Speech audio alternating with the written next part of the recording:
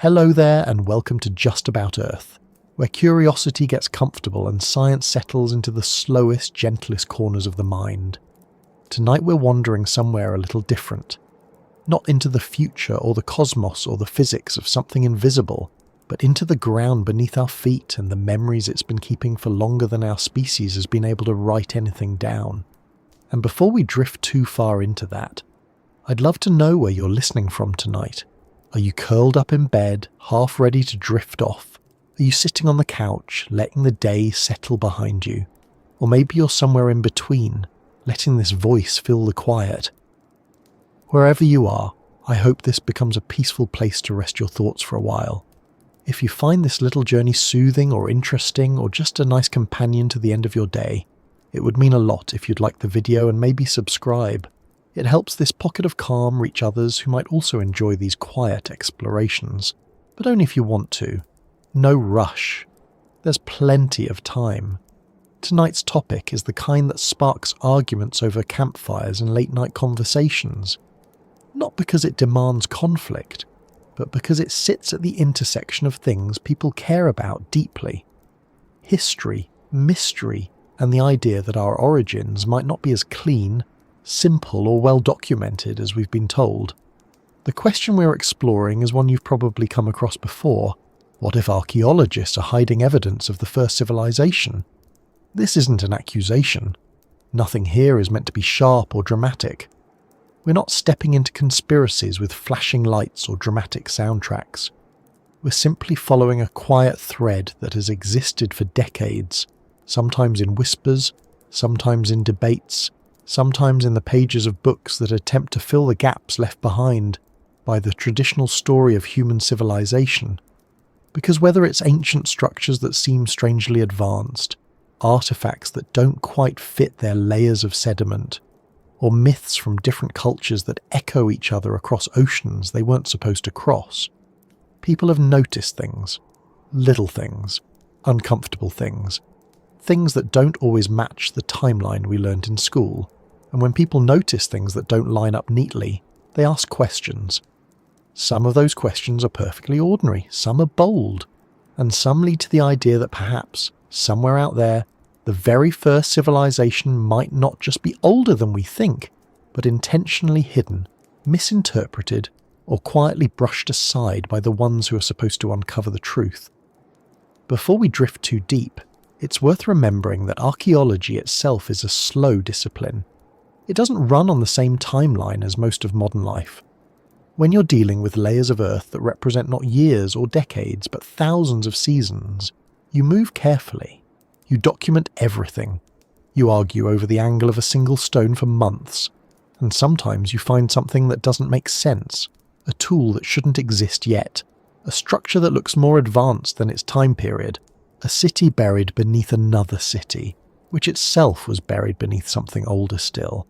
And every so often, one of those discoveries gets quietly filed away. Not because someone wants to hide it, but because it doesn't fit, and the sheer amount of rethinking required to update everything else is overwhelming. Archaeology builds its story layer by layer, literally. So when a layer refuses to behave, the natural reaction is caution, a kind of scientific hesitation, but hesitation, when seen from the outside, can look like secrecy. The slow pace of the field can feel like silence, and silence can create room for the suspicion that someone knows more than they're saying, that somewhere tucked away in a museum drawer or a research paper that never made it far beyond the academic circles sits the thing, the missing piece, the object or structure or data set that could rewrite history. So tonight, instead of jumping into certainty or doubt, we'll take a different route. We'll wander slowly. We'll follow the threads people talk about, the strange discoveries unearthed over the past century, and the reason some stories rise to the surface while others sink quietly into the background. We'll look at what archaeologists actually do, what pressures they face, and why the very idea of hiding evidence even surfaces in the first place. And we'll ask what it would even mean for a civilization to be the first, in a way that challenges everything we think we know. But let's start gently, with something simple. Imagine standing in a desert. The heat has eased, the sun is low, The sand is cooling under your feet. Off in the distance, half buried, there's a shape. At first you think it's just rock, but as you move closer, it becomes clear that it's aligned, intentional. Not the work of wind or erosion, but something placed there long ago, something built, something forgotten. And suddenly you realize how easy it would be for a structure like that to disappear entirely under a single storm or a single century of shifting dunes. Multiply that by tens of thousands of years, and the idea of an entire civilization slipping quietly into the earth becomes not impossible. This is one of the things that fuels the question.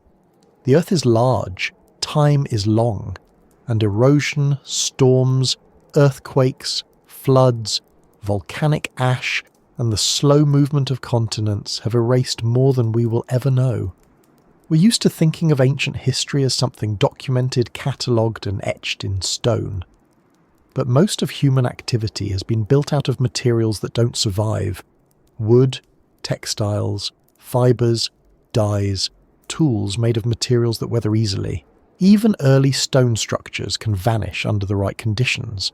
So when people ask whether archaeologists are hiding something, the question often masks a different feeling, one that has nothing to do with secrecy, and everything to do with the uneasy awareness that we might be missing more than we realise. That the neat story of early humans learning to farm, then settling, then building cities, might not be as linear as it seems. That maybe somewhere out there in the layers beneath the layers, there was once a group of people who built something remarkable long before our textbooks say such a thing was possible. And the idea isn't entirely unreasonable. Breakthroughs in the past century have repeatedly shifted the timeline. Sites like Göbekli Tepe pushed back our understanding of organised construction by thousands of years. Discoveries of unexpectedly old DNA changed what we thought we knew about migrations. Ancient coastlines now submerged deep underwater turned out to have been home to complex communities before rising seas claimed them. Every time the story changes, it reminds us of how much more could still be hidden. But hidden isn't the same as hidden on purpose. This is where the question becomes more complicated. Because for someone outside of the academic world, when a puzzling artifact ends up labelled as out of context or unclassifiable, it feels like dismissal. When a strange structure doesn't get widespread attention, it feels like avoidance. When a discovery threatens to undermine established timelines and the response is slow, it feels like resistance. And resistance can look like secrecy, even if it's not. Archaeology is, after all, a human field. Researchers have careers, reputations, funding sources, and decades of theories they've invested their lives into. Overturning a foundational belief isn't just a matter of rewriting a line in a textbook. It can mean questioning entire frameworks. It can mean admitting that the thing you built your career around might rest on assumptions that were too neat, too tidy, too confident. So when an artifact seems too advanced for its age, or when a ruin appears older than it should be, the pushback isn't always about hiding the truth.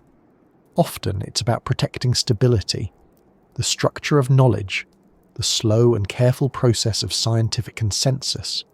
And yet, from the outside, that looks a lot like a closed door.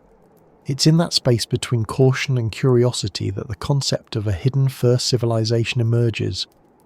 Not as a wild claim, but as a kind of quiet possibility. Something that lingers in late-night questions. What if we're wrong about the timeline? What if a society existed long before the rise of the Sumerians, the Egyptians, the Indus Valley people? What if it left behind traces we misinterpret because we're not expecting them? What if some discoveries challenge existing ideas so strongly that they end up pushed aside, not out of malice but out of discomfort? And what if, somewhere out there, the Earth holds something so old, so unexpected, and so different from what we consider a civilization that we simply haven't recognized it yet? These are the kinds of questions we'll explore as we move through this story. Not with the intention of proving anything, but with the intention of understanding why the mystery exists at all. Why people feel like something is missing. Why certain discoveries spark wonder, why others spark debate, and why the boundary between known and unknown history sometimes feels so much thinner than we think. For now, let's just stay here in this quiet moment. The world is settling, the scale of time is widening, and the idea of a civilization lost to memory isn't as far-fetched as it might seem at first glance. As we continue, we'll follow the trail of the first question people often ask when they wonder about hidden history. Why do we, as a species, keep imagining that something came before us? Something advanced, something forgotten. When people begin wondering whether the earliest civilization on Earth might have vanished or been hidden, the question often begins somewhere softer than suspicion. It starts with something human, a feeling that the story we have isn't quite finished. Not because anyone lied or covered anything up, but because the edges of our knowledge feel a little too clean for a world as old and unpredictable as ours. It's the same reason people keep returning to ancient ruins, myths, and forgotten fragments. Not just for facts, but for a sense of connection to something larger than themselves. The idea of a lost civilization isn't only about stones, artifacts, or timelines. It's about the persistent impression that humanity has roots deeper than the ones we've been taught to notice. Part of this comes from the way we learn history in the first place. Most of us don't spend our early years hearing about thousands of cultures developing slowly across continents. We get a simplified version. The first cities appear here, writing emerges there, agriculture spreads from this point to that one, everything fits neatly on timelines and maps. It's a tidy story because tidy stories are easier to teach. But as we get older and start seeing the world with more nuance, we notice that most things in life are not tidy at all. They twist, overlap, collapse, restart, and blend into each other. And once you realise that about everyday life, it's only natural to wonder whether the earliest pages of human history might share that same messy complexity. There's also the simple fact that humans are pattern seekers. We look for meaning in clouds, in constellations, in myths, in coincidences that probably aren't coincidences at all. So when we see a stone structure that looks oddly precise, or a myth that resembles one from across the world, or a tool that seems too advanced for its layer of earth, our minds reach for patterns, for continuity, for the possibility that these aren't isolated anomalies, but pieces of some larger whole, something that once existed and then faded, leaving behind hints rather than full stories. And because those hints don't fit the usual timeline, people begin to wonder whether there was a civilization before the ones we know, something older, maybe even much older, something capable of building, organising and remembering, only to be swept away by disaster, time, or changes in climate long before recorded history began. This isn't an unreasonable thought. Modern discoveries increasingly show that human societies existed earlier than once believed, not always in the dramatic sense of having skyscrapers or machines, but in ways that show complex thinking, collaboration, and creativity. The more we find, the more we notice how quickly knowledge can appear, disappear, and reappear in different forms. But the longing for a lost civilization doesn't come only from patterns in the ground. It comes from patterns in ourselves. Humans have always told stories about origins. Every culture has some explanation for where it came from, whether passed down through mythology, carved into monuments, or taught through oral traditions. These stories often describe ancestors who possessed knowledge or abilities that later generations lacked. Beings who shaped the land, built the earlier structures, or guided humanity when it was still learning what it meant to be human. These myths are not scientific documents, but they often share themes across distances so vast that they shouldn't. Floods that reset the world, teachers who bring knowledge, cities that sink beneath the water, visitors who arrive after a great catastrophe. When people see these shared themes, it raises the question of whether they are simply stories or memories carried far beyond their original context. Of course, archaeologists generally approach myths with caution. They recognise that stories evolve over time, shifting as they're retold.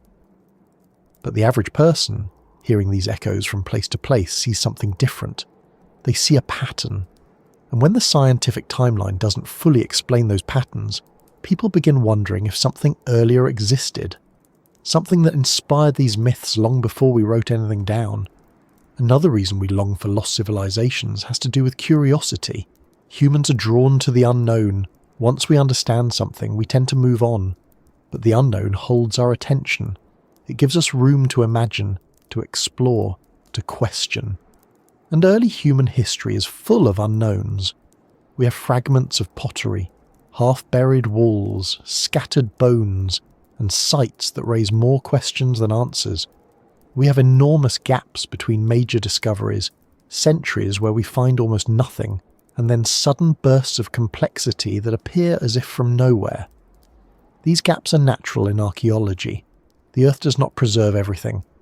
Most of human life has left no trace at all, and yet, when someone sees a gap, it's easy to assume something important might be hiding inside it. People also tend to assume that ancient humans were less capable than we are, as if intelligence somehow arrived gradually like an update. But the truth is that humans have been fully human for a very long time. Even our oldest ancestors had the same capacity for creativity, problem-solving, and ingenuity. If you placed a person from 20,000 years ago into modern society and gave them a childhood here, they would grow up as capable as anyone else. There is no biological reason early humans couldn't have developed complex societies earlier than we assume, especially in regions that were later submerged or transformed by climate shifts. So the longing for a lost civilization isn't rooted in fantasy. It's rooted in the recognition that intelligence didn't suddenly appear at a convenient point in the timeline. It has been with us from the beginning. There is also something appealing about the idea that the story of humanity is older than our official records. It creates a sense of depth, a feeling that we are part of something much larger. People like to imagine that our ancestors may have known things we've forgotten, techniques for building, mapping, navigating, or observing the natural world. And in many cases this is actually true. Indigenous cultures across the world retain knowledge that modern science is only now beginning to understand. Navigation systems based on stars and waves, agricultural practices aligned with ecological rhythms, architectural methods that respond naturally to climate. So the idea that even earlier civilizations might have had advanced knowledge isn't far-fetched. It's simply an extension of what we already know about human adaptability. But there's another layer to this longing that has less to do with science and more to do with psychology. People dislike thinking of themselves as the first. Being the first implies that everything was built from nothing. No guidance, no inheritance, no footsteps to follow. It makes humanity seem like an accidental flame, sparked late in the history of the Earth. But imagining that someone came before us, someone who wrestled with the same struggles, built communities, created stories, and perhaps even made mistakes we can learn from, gives us a sense of continuity. It feels like joining a lineage instead of starting from scratch. The longing becomes even stronger when we look at the natural disasters that have shaped the world. The end of the last ice age flooded enormous stretches of land. Entire coastlines vanished. The places where early humans lived were often near water, and many of those areas are now submerged under hundreds of feet of ocean. So when someone hears that, for example, a mysterious structure or an unusual artifact lies beneath the sea, it doesn't sound like fantasy. It sounds like a reasonable consequence of rising waters and shifting landscapes. And when humans see ruins beneath the water near India, Japan, or the Caribbean, it becomes even more tempting to imagine a broader pattern. Then there is the way archaeological discoveries actually reach the public. Most breakthroughs happen quietly. They're published in journals, discussed at conferences, and slowly incorporated into academic understanding. But they rarely make headlines unless they are particularly dramatic. Meanwhile, rumours, stories, and interpretations often spread faster than the original research. People hear about an artifact found out of place or a structure older than expected long before any official explanation arrives. And when explanations do arrive, they sometimes sound cautious or incomplete simply because the evidence is limited. This creates the impression that something is being avoided when, most of the time, it's just that scientists prefer not to jump ahead of the data. Still, the gap between public curiosity and academic caution leaves a room for imagination, and that imagination often fills the silence with the idea of a forgotten past, not because people wish to undermine science, but because they want a story that feels large enough to match the scale of the mysteries left behind. There's also a deeper emotional element. The idea of a lost civilization captures something nostalgic, even for places we've never been. It invites us to picture people who lived before recorded history as more than mere hunters or gatherers. It asks us to imagine them building cities, creating art, sharing knowledge, and perhaps experiencing their own rise and fall. It's not difficult to feel a sense of connection to that possibility. After all, every civilization we know of eventually decayed, broke apart, or evolved into something new. The idea that there might have been one before all the others simply fits into that pattern.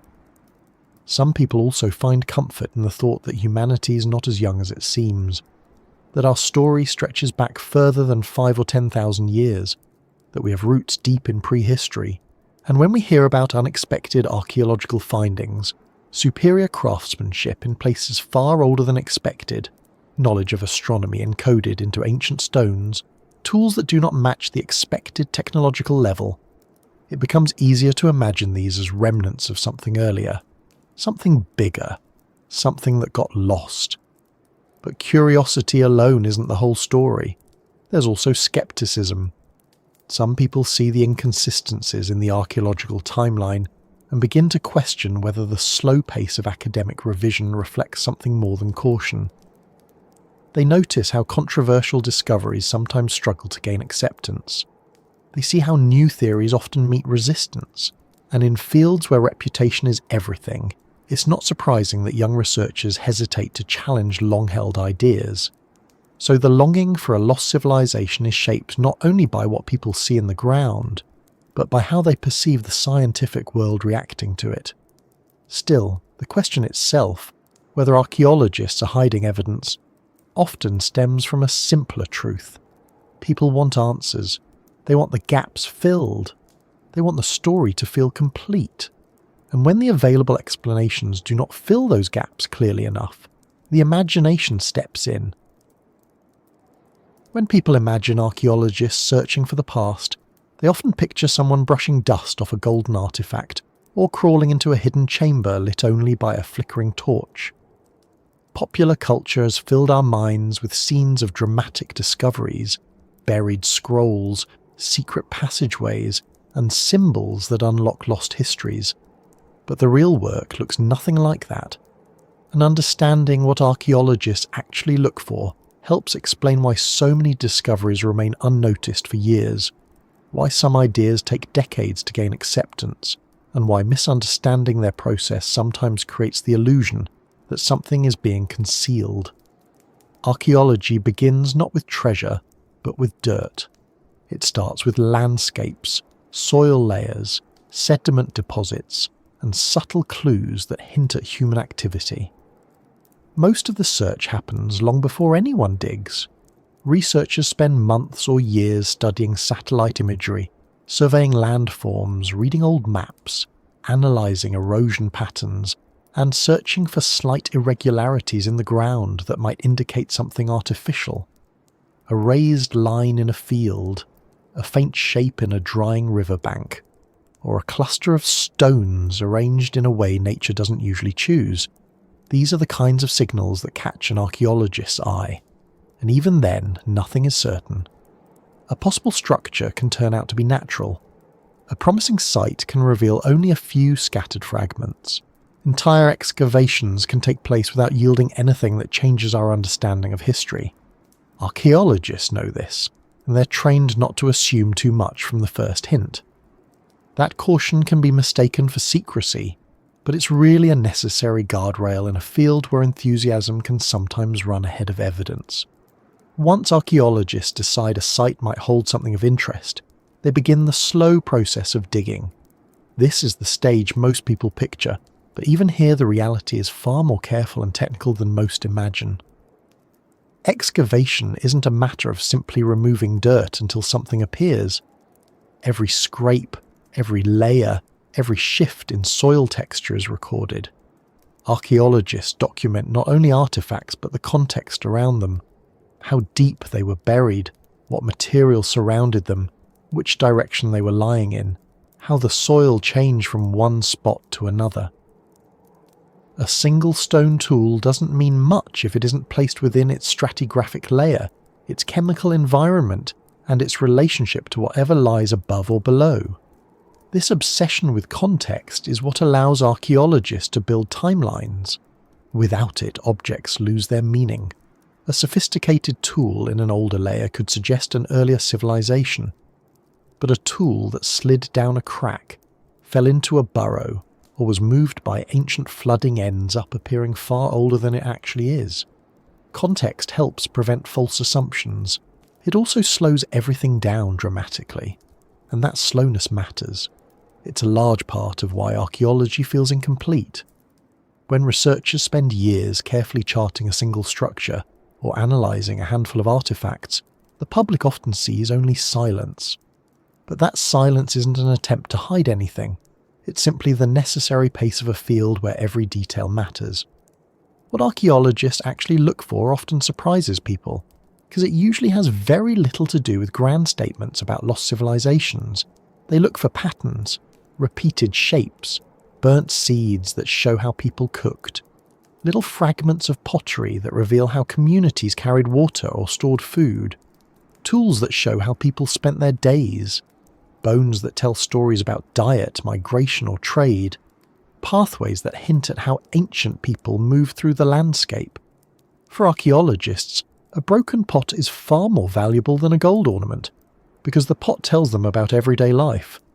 The gold object might tell a dramatic story, but the pot reveals how common people lived, worked, and raised families. This focus on ordinary objects surprises many people who expect archaeology to uncover civilizations through monumental achievements. But for the most part, early humans left behind small things, food scraps, stone flakes, hearth ash, footprints preserved by chance and clay that hardened before the next storm. Archaeologists look for these things because they survive. They are the most reliable clues to the deep past. This is important when we think about the idea of a first civilization. If a civilization existed long before the ones we currently know, its most durable remnants would not necessarily be grand structures. They would be the same kinds of things archaeologists already study. Small tools, fragments of dwellings, traces of fire, bones shaped by human activity. And these things can be incredibly difficult to interpret, especially when they're buried deep under layers of soil or submerged underwater. The silent earth preserves far less than people expect. Wood decays, fibre disintegrates, leather vanishes, clay crumbles, metals corrode until they become unrecognisable. Even stone can erode into shapes indistinguishable from natural formations. So when people imagine archaeologists ignoring evidence of a lost civilization, they often picture something unmistakably artificial. A carved pillar, a perfect archway, an artifact that could not possibly be natural. In reality, evidence of the earliest societies would be subtle. It might look like a scatter of stones that once formed a foundation, but now appear irregular. It might look like a strange layer of sediment that could be interpreted as natural unless carefully analysed. It might look like a site that was occupied and abandoned so many times that its earliest layers are nearly impossible to isolate. Archaeologists rely on tools that reveal these subtle markers. Ground-penetrating radar detects changes in density beneath the surface. Magnetometry identifies patterns in the soil created by ancient heating. LiDAR strips away vegetation in digital form to reveal hidden shapes. Radiocarbon dating, geological sampling, and microscopic analysis allow researchers to build timelines from tiny fragments. When people wonder why archaeologists don't immediately recognise evidence of very ancient civilizations, the answer often lies in the limitations of these tools. Radiocarbon dating only works for organic material younger than about 50,000 years. Beyond that, dating becomes far more complex and uncertain. Stone tools can be incredibly difficult to date without context. Structures made of earth, which early civilizations often built, leave behind traces that can be mistaken for natural formations. This difficulty means archaeologists frequently need to rule out more mundane explanations before accepting extraordinary ones. If they find a stone arranged in a pattern, they must consider erosion, animal behaviour, root growth, and geological processes before deciding it was placed by humans. This caution can look like skepticism or even avoidance, but it is how the field ensures accuracy. Archaeologists also look for human intention. A stone naturally fractured by freezing can mimic the shape of a tool. A rock face split by erosion can resemble a wall. A hole created by an animal can look like the beginning of a structure.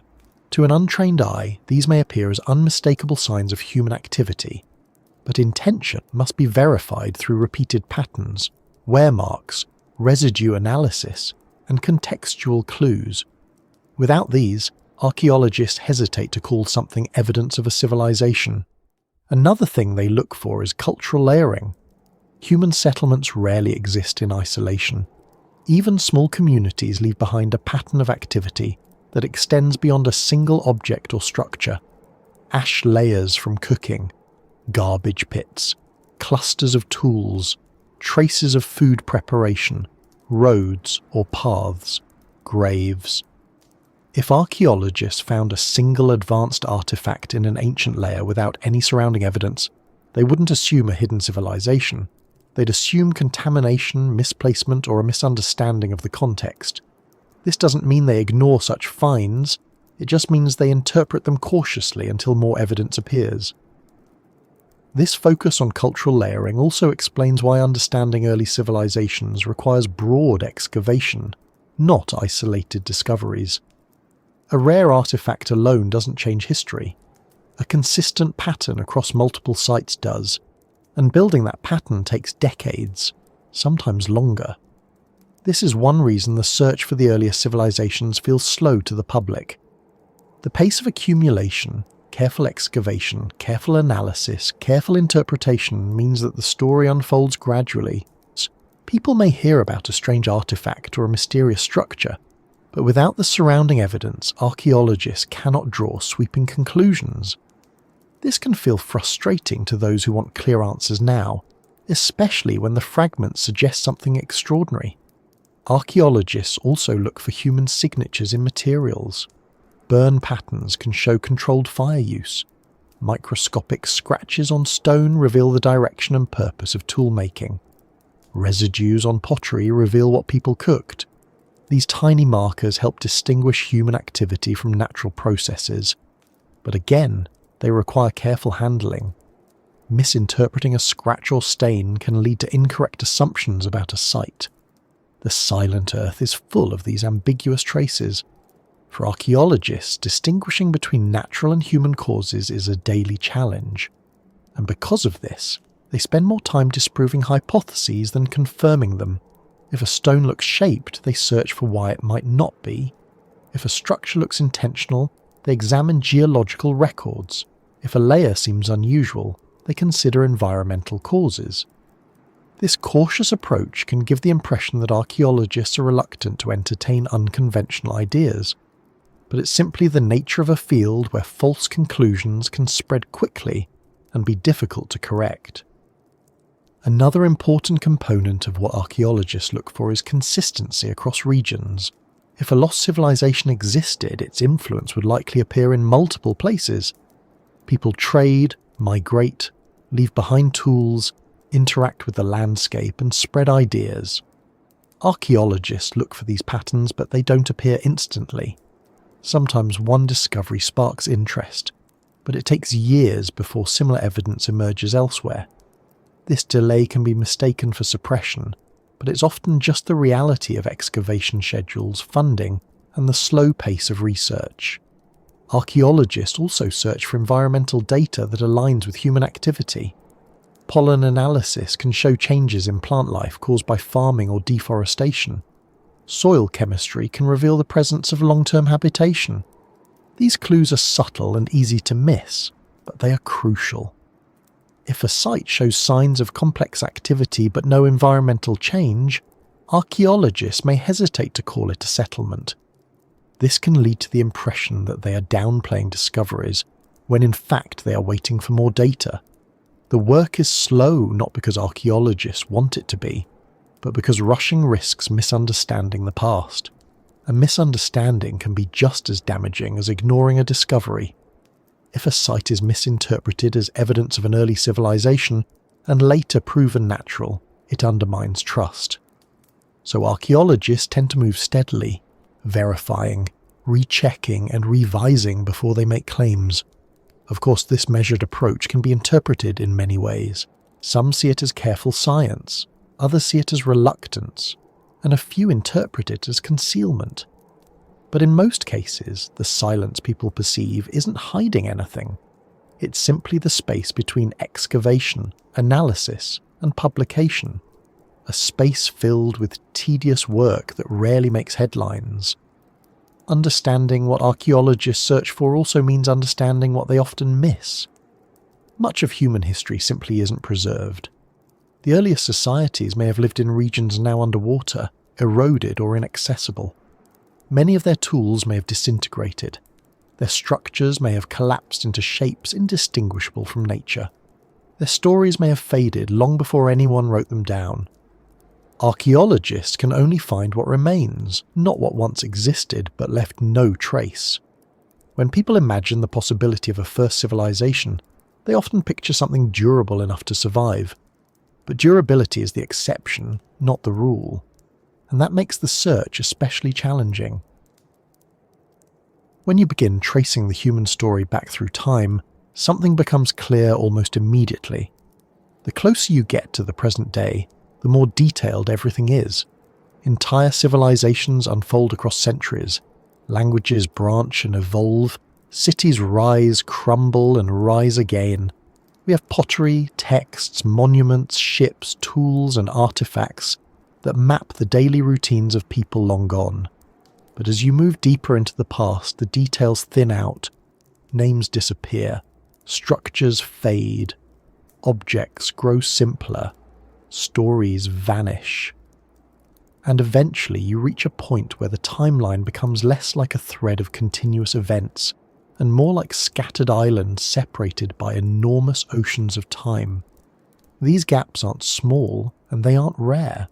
They stretch across continents and eras. They sit between technological leaps, between population expansions, and between sudden changes in behaviour.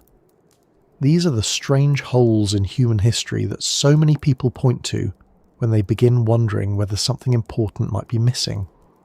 Not just missing in the sense of lost or undiscovered, but missing in a way that suggests the story itself might be incomplete. One of the first gaps people notice lies between the earliest signs of fully modern humans and the beginnings of agriculture. We know anatomically modern humans appeared more than 200,000 years ago. Their brains were as capable as ours. Their bodies were indistinguishable from those of people alive today. Yet for long stretches of time, the archaeological record shows only small camps, scattered tools and hints of symbolic behaviour. Then, almost suddenly, art flourishes, technology becomes more diverse, and people start building complex societies. The shift seems dramatic, especially when you compress it into a simple timeline. It makes some people wonder why humans with our level of intelligence spent tens of thousands of years doing what appears, from the outside, to be very little. Archaeologists usually explain this through population size, climate shifts, and the difficulty of preserving early cultural evidence, and those explanations are reasonable. But from a broader perspective, the gap still feels strange. Humans with the same cognitive abilities as today spent most of their existence leaving behind almost nothing compared to the later bursts of creativity. That silence raises questions. Not because we assume something grand must have happened, but because the contrast between potential and evidence feels too sharp. Another gap appears in the transition between nomadic life and settled communities. Agriculture emerged around 11,000 years ago, but the knowledge and behaviours that led to it seem to arrive faster than expected. People who were once moving with the seasons suddenly settled, built homes, developed domestication methods, and created organised communities. Sites like Göbekli Tepe, which predates agriculture, show large-scale construction by societies that supposedly lack the tools and food systems needed for such projects. This contradiction sits at the edges of the timeline like a puzzle piece from a different box. Then there are the mysterious disappearances. Entire cultures that thrived for centuries suddenly vanish from the archaeological record, leaving questions in their wake. Some of these disappearances have explanations: climate change, disease, conflict, or migration. But others remain unresolved. They leave behind the uncomfortable impression that societies can rise, develop knowledge, build structures, and then dissolve into the landscape so thoroughly that only fragments remain centuries later. When you stack these disappearances across thousands of years, you begin to see how easy it might be for a civilization to rise and fall without leaving clear evidence, especially one that existed long before most of the structures we study today were built. The further back you go, the more fragile the clues become. A structure from 5,000 years ago may survive storms, soil shifts, and erosion. A structure from 20,000 years ago has a much harder fight. One from 40,000 years ago faces near impossible odds. This fragility explains another type of gap, the erosion gap. Parts of the world have been reshaped by glaciers, rivers, floods, volcanic eruptions, and rising seas. Entire coastlines from the last ice age lie underwater. Millions of square kilometres that once held communities are now inaccessible. Archaeologists know this, but the public often forgets how much land we've lost. When you picture a map of the world, you rarely imagine how different it looked 12,000 years ago. Vast coastal plains existed where there is now ocean. Valleys and rivers covered by water once supported life. Any evidence there, structures, tools, hearths, villages, would now be hidden beneath layers of sediment and salt. This creates a blind spot. We know early humans lived near water. Freshwater rivers and coastlines were essential for survival. But most of those landscapes are gone. So when people look at the archaeological record and see gaps, it's not because no one lived in those periods. It's because we can't reach the places where they lived. The Earth has reconfigured itself repeatedly, burying entire eras beneath layers of transformation. Another major gap appears in innovation. For long stretches of time, early humans used nearly the same tools with very little variation. Then, over a relatively short period, innovations exploded. Advanced hunting strategies, fishing equipment, sewing tools, composite weapons, and early forms of symbolic expression. The jump feels abrupt. Some researchers attribute it to population increases, which allow knowledge to accumulate faster. But again, the scale of the shift raises questions. How did a species with our intelligence remain at a certain level for so long, and then leap forward almost overnight? This type of jump is often compared to the rise of the first cities. For thousands of years, people lived in small groups. Then, within a few millennia, large settlements appeared across different regions, each with surprisingly advanced organisation. It gives the impression of a global spark, as if something spread or reawakened rather than slowly developed. Archaeology offers explanations: irrigation systems, trade networks, climate stability. But the pattern still looks like something missing earlier in the record. There are also strange gaps in technology. Some tools appear long before the supporting evidence explains how they were made. Blade technologies that show remarkable skill appear in places where the development sequence is unclear. Sites with early stone architecture appear without earlier local examples of experimentation. This makes it look as though certain skills arrived fully formed, even though archaeology teaches that technologies usually evolve gradually through trial and error. But perhaps the most discussed gaps are the cultural ones. Myths and oral traditions across the world mention earlier ages, earlier people, earlier builders. Some speak of nations before the flood. Some describe ancestors who mastered arts later lost. Others mention cycles of rise and decline. Archaeologists often see these as symbolic or metaphorical, but people outside the field note the similarities across cultures and wonder why stories from so many regions reference something that might sound like memory rather than imagination. Of course, oral traditions evolve over generations.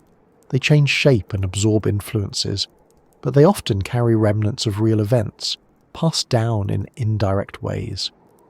When people compare these shared myths and see patterns, it encourages them to fill the archaeological gaps with something more unified. A lost beginning, a forgotten origin, a civilization erased from the visible record. Climate evidence also hints at gaps. At the end of the last ice age, dramatic shifts occurred. Rapid warming, sudden cooling, and catastrophic floods as glacial lakes burst and sea levels rose. These events reshaped landscapes suddenly, not gradually. They could have easily erased communities or settlements in their path. Geological layers from this period contain signs of turbulent activity, but often no direct evidence of the humans who may have lived through it. When researchers find these violent transitions, they acknowledge that human presence could have been entirely wiped away, leaving no clear archaeological trace. This realization deepens the sense that the timeline we have might be incomplete. There are also gaps created by preservation bias. Some environments preserve artifacts well, dry deserts, cold tundra, stable caves. Others destroy almost everything, humid forests, wetlands, coastal areas. If a civilization developed in a region that does not preserve material well, almost nothing would survive for archaeologists to find. And if that civilization moved, migrated, or changed its settlement patterns, its remains could be scattered too widely to form a clear picture. So when people ask why we haven't found the earliest civilization, one answer might be simply that we're looking in places where survival of evidence is least likely. Another consideration is time depth. The older a site is, the harder it becomes to interpret. Soil shifts, layers compress, artifacts move. Entire geological periods overlap. A stone structure from 15,000 years ago might be buried under meters of sediment or altered by natural forces until its human origin becomes nearly undetectable. Archaeologists face the challenge of distinguishing ancient human activity from the Earth's relentless processes. When the clues are faint, interpretation becomes uncertain, and uncertainty creates room for questions. A different kind of gap arises from the unevenness of research. Some regions of the world have been studied intensively, others have barely been touched. Political instability, limited funding, difficult terrain, and restricted access all slow the search. Vast areas of Africa, the Amazon basin, Siberia, Southeast Asia, and remote islands remain barely explored archaeologically. And underwater archaeology, the place where many early settlements likely rest, is still in its infancy due to cost and technical challenges. When you realise how much of the planet remains unexamined, the gaps in the timeline begin to feel less like mysteries and more like untouched chapters. Still, even with all these explanations, the gaps maintain a certain pull. They feel like quiet spaces where anything could fit. People don't fill these gaps with speculation because they reject archaeology. They do it because the gaps exist, and the imagination naturally tries to complete the picture. When the known pieces of the timeline feel scattered, the mind reaches for something that ties them together. Some people suspect that archaeologists downplay discoveries that don't fit the accepted timeline. But more often, the problem isn't suppression, it's interpretation. Extraordinary claims require extraordinary evidence, and early sites rarely provide strong clarity. A single structure cannot rewrite history. A single artifact cannot prove a long-lost civilization existed. Multiple sites with consistent evidence are required. And because the earliest layers of time are so fragile, building that consistency takes patience. Still, the gaps remain, and they matter. They remind us that the story of humanity is not as continuous as our timelines suggest. They hint at the fragility of early evidence and the vast stretches of prehistory we have yet to uncover. They create space for curiosity, prompting people to ask questions archaeology cannot yet answer. For a long time, when people thought about ancient civilizations, they imagined deserts, mountains, jungles, or plains, places where ruins rise out of the earth, where stones peek above shifting sands, where walls remain just intact enough to hint at their former purpose. But in the last few decades, something has shifted. The story has expanded. More people have realized that a large part of human history might not be buried under soil at all. It might be underwater. The oceans hold most of Earth's forgotten landscapes. During the last ice age, enormous amounts of water were locked in glaciers, leaving sea levels much lower than today. Coastlines stretched far beyond their modern boundaries. Rivers carved paths through land now submerged. Plains and valleys existed where waves now move in slow, unseen patterns. And those coastlines were the perfect places for early humans to live. They were rich in resources, mild in climate, and predictable in their rhythms. If early communities built settlements, farms, or gathering places, chances are many of them were near those long-lost shores. When the ice melted and the sea rose, these places disappeared. Not suddenly, like a dramatic tidal wave sweeping away entire cities, but steadily, over centuries. A village might have noticed the shoreline creeping closer, year after year. Families might have relocated little by little. Generations might have watched their homes reclaimed by the water, and eventually everything they built, everything they laid down in stone or wood or clay, became part of the seafloor. Archaeology on land is already slow and difficult. Underwater, the difficulty multiplies. Visibility changes with tides. Currents shift sand across the seabed. Artifacts sink, drift, scatter, or become buried. Structures collapse under pressure or become encrusted with marine life until they resemble natural formations. And because underwater excavation requires specialized equipment and funding, most of the world's shallow seas, and almost all of its deeper waters, remain unexplored. This leaves us with a vast, quiet expanse of mystery, an area far larger than everything we have ever dug on land combined. When people talk about missing civilizations, they often imagine grand structures swallowed by the sea. But the truth is both simpler and more surprising. Entire chapters of the human story could lie in places no one has ever seen, not because anyone chose to hide them, but because the ocean is enormous and our ability to study it is small. Some of the most intriguing clues come from places where coastlines used to stretch outward. In those areas, divers have found stones arranged in patterns that do not resemble geological formations.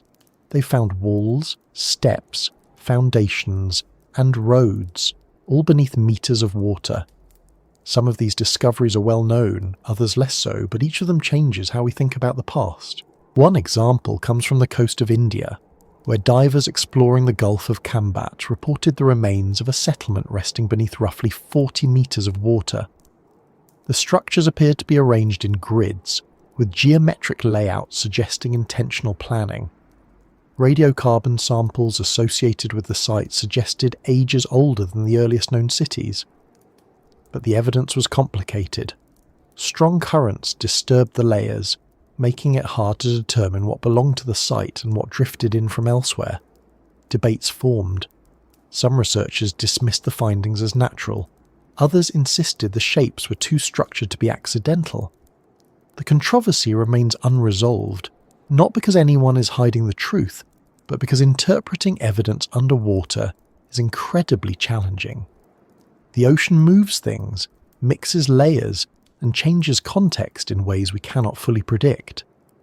Then there's the submerged city off the coast of Japan, often called Yonaguni. Photographs of the massive stone formations show terraces, steps, pillars, and flat surfaces that look almost manufactured. Some geologists say the features formed naturally over thousands of years. Others argue that the shapes are too precise to be natural, pointing to right angles, straight walls, and flat plains that seem unusual for erosion alone. Once again, the ocean complicates the story. If the formations were originally natural but modified by humans, the evidence could easily be obscured. If they were entirely natural, the resemblance to human architecture is uncanny. The debate continues, not because anyone wants to mislead the public, but because the line between geological and human activity becomes increasingly blurred underwater. There are also smaller finds that rarely reach wider audiences. Simple stone tools discovered on submerged land bridges, hearth remains found in what used to be ancient river valleys, bones of animals that were hunted and butchered along coastlines that no longer exist. None of these discoveries point to a forgotten empire or a sophisticated city, but they demonstrate that people lived along coastlines much earlier than previously understood. And if people lived there, then some of what they built must lie under the waves today, waiting to be found. One of the most compelling underwater discoveries comes from the Black Sea. Researchers have found traces of ancient coastlines far below the modern shoreline, along with signs of human habitation. Sediment layers suggest a dramatic flooding event thousands of years ago. A slow, relentless rise that transformed the region. The people living there would have had no choice but to move. Their settlements, their tools, and their daily lives were left behind, swallowed by rising waters. The floors of those ancient valleys now lie deep beneath the surface, in areas difficult to excavate. The discoveries made so far are only the edges of a much larger picture, a reminder of how much we might still uncover. Even more striking is the realization that almost every ancient culture left some trace of rising seas in its stories. Flood myths appear across the world, not as identical stories, but as shared memories of a time when water reshaped the land. Archaeologists often interpret these myths as symbolic, but as sea level studies advance, it becomes clear that many of them reflect real events. When people see these global patterns, they naturally wonder whether the floods erased not just villages but entire civilizations. Another place where evidence hides is along continental shelves. These regions were once vast plains where early humans likely farmed, built shelters, and formed communities. Today these plains sit underwater, packaged in darkness and pressure, unreachable without advanced technology. The world's continental shelves cover more than twice the land currently exposed above sea level. This means that a significant percentage of human history lies underwater, untouched. Researchers who use modern scanning technology occasionally find peculiar shapes, straight lines, rectangular patterns, circular depressions. Most of these shapes turn out to be natural upon closer inspection, but every so often, one looks unusual enough that it lingers in the minds of those who study it, not because it proves the existence of a lost civilization, but because it suggests human activity may have once existed in places we're only beginning to explore. People often assume archaeologists ignore these hints, but the reality is different. Underwater archaeology is expensive, funding is limited, exploration requires specialized teams, equipment, and time. And even when promising sites are located, storms, currents, and shifting sands can bury them again within weeks. Researchers often return to a site only to discover it changed completely.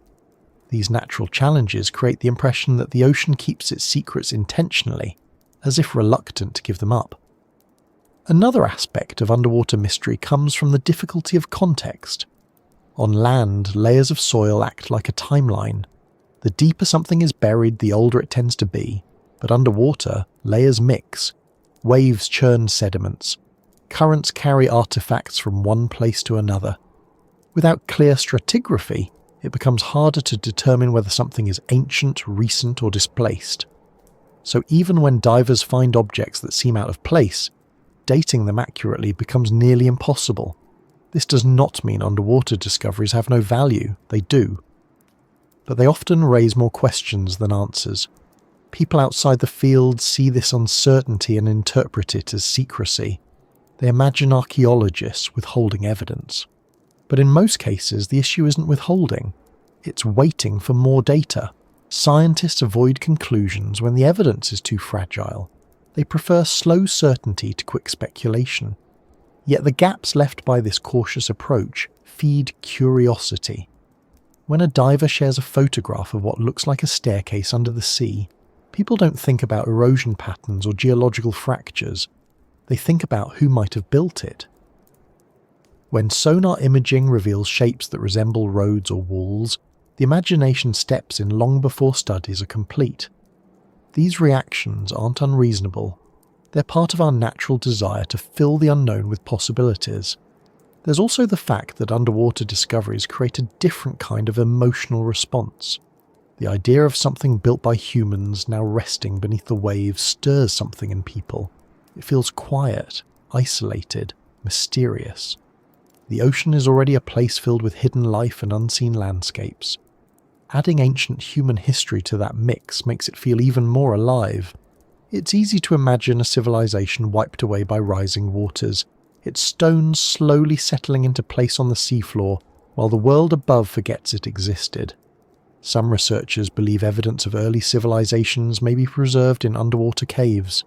These caves, sealed from currents and protected from erosion, can act as time capsules. But they are difficult and dangerous to explore. Only the most skilled divers can reach them, and even then the visibility and access remain limited. Inside these caves, archaeologists have found footprints, tools, bones, and art that date back tens of thousands of years. If early humans created more complex structures or artifacts, these caves might hold them, waiting for future exploration. The ocean also hides rivers, lakes, and entire landscapes frozen in time. Imaging technology has revealed riverbeds that look almost exactly like the ones on land today. Meandering paths, deltas, and channels carved when the world looked very different. People lived near these rivers. They hunted, gathered, and possibly built simple structures. If any evidence remains, it sits quietly at the bottom, covered in silt. Every year, new underwater discoveries appear in scientific journals, but only a handful reach the public. Not because they are hidden, but because they lack the clarity that makes for an easy headline. A structure that might be artificial but might not be doesn't spark the same attention as a definitive announcement. So the ocean's potential remains largely invisible to most people, even though researchers know how much lies beyond their reach. And this sense of unreachability is part of why the ocean feels like the perfect place for a forgotten civilization. Not because it guarantees one existed, but because it explains how something could have existed without leaving much behind. The world changed dramatically at the end of the last ice age. Coastlines shifted, weather patterns transformed, land disappeared. If early societies organised themselves in those regions, their evidence would now lie in places difficult to study and harder to interpret. The ocean doesn't hide things out of intent. It hides them because that's what water does. It reworks the land, it smooths edges, it preserves some things and destroys others, and underwater sites require a level of patience and precision that archaeology is only beginning to develop on a large scale. When people first hear that myths from different cultures share common themes, it often sounds like coincidence. Stories drift, travellers carry ideas, and human imagination tends to circle familiar patterns. But once you start listening closely to myths from around the world, something begins to stand out. There are details woven into these stories that don't behave like ordinary imagination. They sound instead like memories. Memories so old they've turned into narrative. Memories that have survived in the only way fragile knowledge can survive when nothing physical remains. Myths are often dismissed as symbolic or metaphorical, and sometimes that's true. But they also act as containers. Cultures use stories to hold on to information. Warnings, histories, cosmologies, migrations, and explanations for events no one alive at the time can remember firsthand. When you realise that, myths take on a different kind of weight. They stop being fantasy and start looking like lessons wrapped in images. and some of those lessons appear across continents separated by oceans and time. One of the most common themes, found in cultures that had no known contact, is the memory of a world that changed suddenly. The water rose, the land shook, the sky darkened, a great flood swept across the world. People retreated to high places or fled in boats, or were guided by figures who knew what was coming. Many societies share this kind of story, not as a vague metaphor but with concrete details: the loss of coastal lands, the destruction of cities, the disappearance of a people who once lived before. Archaeologists often explain these stories as exaggerations of local events: rivers flooding, tsunamis striking, storms destroying settlements, and sometimes that's correct. But climate research shows that between 12 and 8,000 years ago, sea levels rose dramatically. Not slowly, the way we imagine gradual climate shifts, but in sudden pulses. Glacial lakes burst, ice sheets collapsed, coastlines retreated by kilometres, entire plains vanished. The people who lived during those times would have witnessed landscapes disappear within a generation. For them, the flood was real, not mythic. It happened. When people from different continents describe a great flood, it might simply be because humans everywhere live near water. But when they describe not just a flood, but a civilization before the flood, an organised society, a group of ancestors with knowledge that later generations could not match, the similarity becomes harder to ignore. Some cultures speak of teachers who arrived after a catastrophe, figures who brought knowledge, taught agriculture, shared astronomical understanding, or instructed communities on how to rebuild. These figures have different names across regions, but the pattern is consistent. In Mesopotamia, the stories speak of sages who emerge from the sea. In the Andes, a tall figure in white taught people after a great collapse. In parts of Asia, ancient texts describe a time when people relearned skills lost in a previous age. These figures are not gods in the traditional sense. They are described as people, unusual, advanced, or simply more knowledgeable than the survivors they encountered. Archaeologists view these stories through the lens of cultural development, often seeing them as symbols of internal innovation, rather than external influence, and that interpretation works in many cases. But for people outside the field, the similarities across regions raise questions. Why do stories from distant cultures describe knowledge being reintroduced rather than invented? Why do they reference a time before, a society that fell, or a memory of something more organised than hunter-gatherer groups are assumed to have been? Another theme found across continents is the idea of cycles, not a single beginning but many, a world built and destroyed, rebuilt and destroyed again. People rising to sophistication, falling into hardship, and rising once more. These cycles appear in ancient India, in Greek philosophy, in indigenous American traditions, in Pacific Islander narratives, and in Egyptian cosmology. They describe ages of humanity, each one ending in disaster, fire, water, darkness, cold, followed by renewal. It's easy to interpret these cycles symbolically. They reflect the natural rhythm of life, but they also mirror the geological record. Ice ages begin and end. Volcanic eruptions disrupt entire climates. Meteor impacts erase species. Sea levels rise and fall, and humans, living through these shifts, would understandably encode them into their cultural memory. One of the more surprising examples of myth-preserving real knowledge comes from indigenous Australian communities. Some of their oral traditions describe shorelines that existed more than 7,000 years ago based on stories passed down through countless generations.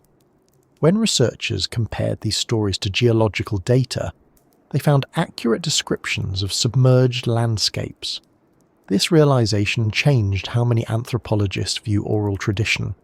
It demonstrated that stories can carry precise factual memory across huge spans of time.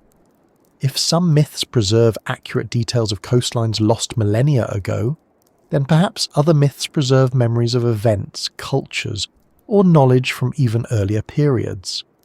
Not as literal accounts, but as impressions, compressed, transformed, and wrapped in symbolism, but still echoing real experiences. One of the most debated pieces of mythic memory belongs to Plato's account of Atlantis. People often focus on the dramatic aspects, an advanced society, a sudden destruction, the city sinking beneath the sea. But the context is more subtle. Plato claimed he was relaying a story that had been passed down through generations, originating from Egyptian priests who told visiting Greek thinkers about an earlier age. The details are a mixture of philosophical framing and older narrative elements, but the core idea, a society existing before known civilizations, destroyed by natural forces, resonates with flood myths from around the world. Archaeologists treat Atlantis as a story rather than evidence, and that approach is understandable. Plato used allegory frequently, and he was interested in moral lessons rather than historical documentation. But the story exists because it came from somewhere. Perhaps it was a memory of early settlements swallowed by the sea. Perhaps it was a distortion of events at the end of the Ice Age. Or perhaps it preserved a faint echo of a culture older than we currently recognise. Similar stories appear elsewhere. Sunken kingdoms, lost lands, cities that disappeared beneath waves or into mountains. The names differ, but the themes overlap. Not every story refers to an ancient civilization. Many are purely symbolic. But some may contain fragments of memory, passed down through lines of storytelling long after the physical evidence was erased. There are also myths describing knowledge that seems unusually advanced for the time in which the stories were recorded.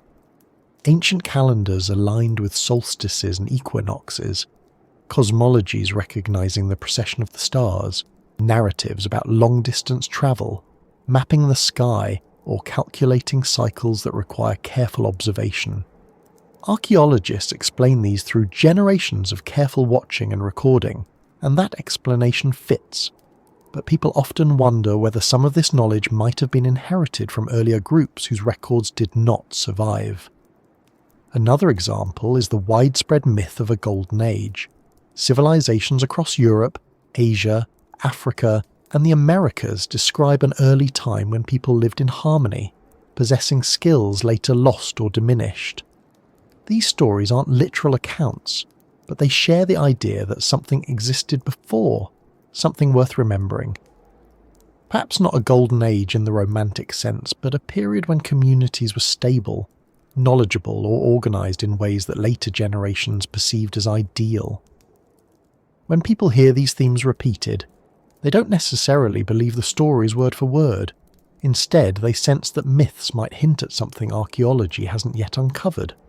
Something early humans experienced but didn't carve into stone or record with writing. Something that lived in memory long after the physical traces disappeared. There's also the question of how myths preserve information. Oral tradition changes slowly when it's tied to ceremony, ritual, or cultural identity. Some stories are guarded carefully, passed down to specific members of a community. Others are retold often enough that they resist alteration. Over thousands of years, even symbolic stories can preserve structural truths. A flood myth might not describe a single event, but a pattern of rising water experienced repeatedly. A myth about ancestors building great structures might not refer to a lost city but to early attempts at construction. But sometimes the myths feel too specific, too structured, or too technical to be entirely symbolic.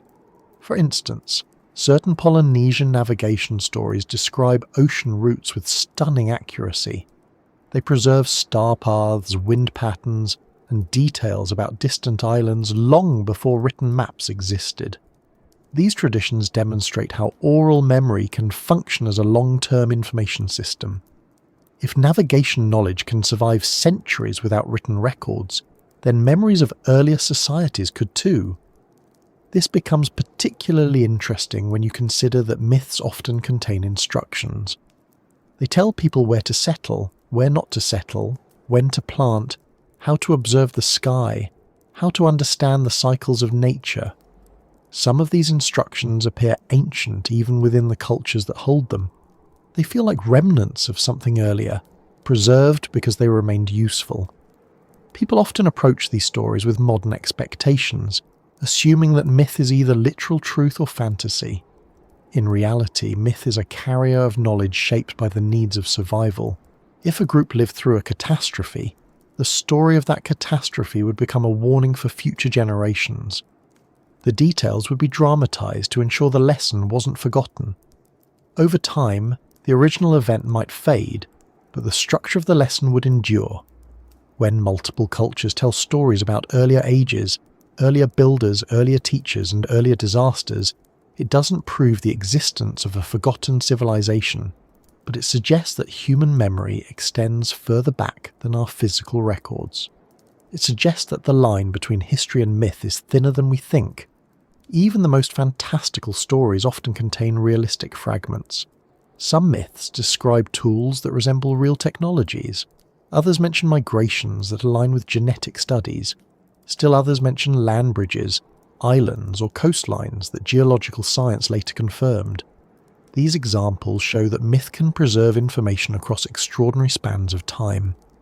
The question people begin to ask once they notice these patterns isn't whether every myth refers to a lost civilization.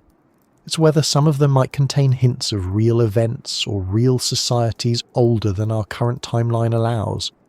And if they do, then perhaps our understanding of early human history should include not only what the Earth preserves, but what the mind preserves as well. The Earth loses evidence quickly. The mind holds it differently. Stories can survive where structures collapse, where tools disintegrate, where landscapes sink beneath the sea. When people begin wondering whether something is missing from our early history, one of the first things they point to are the objects that don't seem to belong where they were found. These aren't the dramatic artifacts you sometimes see in fictional stories, metal spheres from thousands of years before metalworking existed, machines buried in ancient rock layers, or relics that hint at impossible technologies. Most of those claims fall apart under examination. But there are more subtle discoveries that researchers debate quietly, not because they prove the existence of an ancient civilization, but because they challenge how tidy our timeline appears on the surface. These anomalies usually fall into a few categories: tools that seem too advanced for the time period, structures that appear earlier than expected, artifacts found in layers that don't match their usual chronology, and objects that suggest knowledge we assume humans didn't have yet. None of these items by themselves rewrite history, but when looked at collectively they create little points of friction, places where the scientific explanation works logically, yet still leaves a small, lingering question. One of the earliest examples comes from advanced stone tools found at sites that predate what we normally associate with complex craftsmanship. In certain regions of Africa and the Middle East, archaeologists have uncovered blade technologies that appear far earlier than the gradual developmental sequence would suggest. These blades are precise, shaped with an understanding of geometry, pressure, and fracture that even skilled modern knappers respect. Yet the layers they come from sometimes extend tens of thousands of years before we expect that level of sophistication. Archaeologists usually explain these findings by arguing that innovation doesn't move in a straight line. Skills appear, get lost, reappear, and evolve in ways that don't always match simple charts or diagrams. And that explanation makes sense. But for people looking closely at the timeline, the idea that early humans could create such refined tools and then abandon those methods for thousands of years raises a natural curiosity. Why would a technique vanish completely? Why would it not leave a clearer trail of development? Human innovation tends to spread, not shrink. But in these cases, it looks as though someone mastered a skill long before the surrounding cultural context supports it. Other anomalies involve cut marks on bones dating far earlier than expected. At several sites across Africa, Europe, and Asia, bones have been found bearing signs of butchery, clean, intentional cuts likely made by tools, dating back hundreds of thousands of years. Some of these marks appear in layers where the toolkit thought to exist at the time shouldn't have been capable of making such precise incisions. The common explanation is that the marks were made with sharp natural stones, or that the stratigraphy has been mixed. That can happen. Earthquakes, animal burrows, and water movement can shift objects in ways that confuse the layers. But not all cases are easy to dismiss. In some places, the geological context appears undisturbed, suggesting the marks really do belong where they were found. This doesn't prove anything extraordinary, but it hints that early humans might have had periods of experimentation or skill that did not leave clear archaeological trails. Another anomaly involves the seemingly sudden appearance of construction techniques we associate with later periods. One of the most striking examples is Göbekli Tepe, which predates agriculture but includes large stone pillars, carved reliefs, organised circles, and architectural planning. Archaeologists have studied this site extensively, and the prevailing view is that complex hunter-gatherer societies were more capable than previously imagined. That explanation is reasonable and supported by evidence. But for many people, the site raises another question. Why do we see such a large coordinated structure appear before any clear signs of smaller, simpler structures that would form its developmental path? Normally, architectural traditions begin with basic shelters, then progress to more durable structures, then to monuments. But in some places, the sequence appears reversed. We find monumental building before we find the expected steps leading up to it. That reversal doesn't imply a lost civilization built these structures, but it suggests that our understanding of how early humans organised themselves might be incomplete. There are also objects that appear geographically out of place. Ancient beads made from marine shells found far inland. Ochre pigments transported hundreds of kilometres. Materials traded across routes people didn't know existed in those periods. These anomalies show that early humans might have had longer travel networks than previously assumed, and when you expand the idea of long-distance movement, you open possibilities for knowledge transfer that the archaeological record hasn't fully captured. Some of the more unusual anomalies involve objects that appear far older than expected for their type. For example, in a few places, archaeologists have uncovered stones with drilled holes, perfectly round, smooth-sided holes that suggest controlled drilling techniques. These objects are rare, and explanations vary widely. Some researchers argue that natural processes can create similar shapes. Others believe ancient people used simple bow drills earlier than expected, and that could well be true, but these objects don't show the gradual refinement we expect. They appear as complete techniques, then disappear, then reappear millennia later in a different form. This discontinuity raises quiet questions about how knowledge was created, spread, or forgotten. Another type of anomaly comes from the alignment of certain structures with astronomical events. People often focus on the famous examples: stone circles aligned with solstices, ancient temples aligned with star positions. But the surprising part isn't the existence of such alignments, it's their precision. At some sites, the alignments are so exact that they require careful observation over long periods, including knowledge of celestial cycles that most textbooks say early humans wouldn't have tracked so precisely. Archaeologists often interpret these alignments as the result of long-term observation by dedicated individuals within a culture, and that explanation is valid. But again, the question lingers: how did such precise knowledge emerge so early? How were these observations maintained, communicated, and used? If societies had the ability to track the sky with that level of accuracy, it suggests a stability and organisation that might not be visible elsewhere in the archaeological record. Some anomalies come from the craftsmanship of early structures. Large stones fitted so precisely that not even a blade can pass between them. Blocks weighing many tons moved long distances without evidence of the tools used to transport or shape them. Archaeologists explain these feats through ingenuity, teamwork, and knowledge of leverage, and certainly humans have always been ingenious. But people looking at these structures often wonder why similar levels of craftsmanship appear in certain places and times, but not in others. If a technique exists, why doesn't it appear more broadly? If a method of moving large stones was known, why did it disappear in later periods?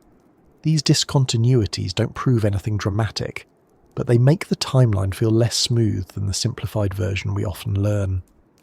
There are also anomalies involving artistic ability. Cave paintings tens of thousands of years old show proportion, shading, and motion in ways that resemble techniques associated with modern art training. These paintings are stunning, detailed, and expressive.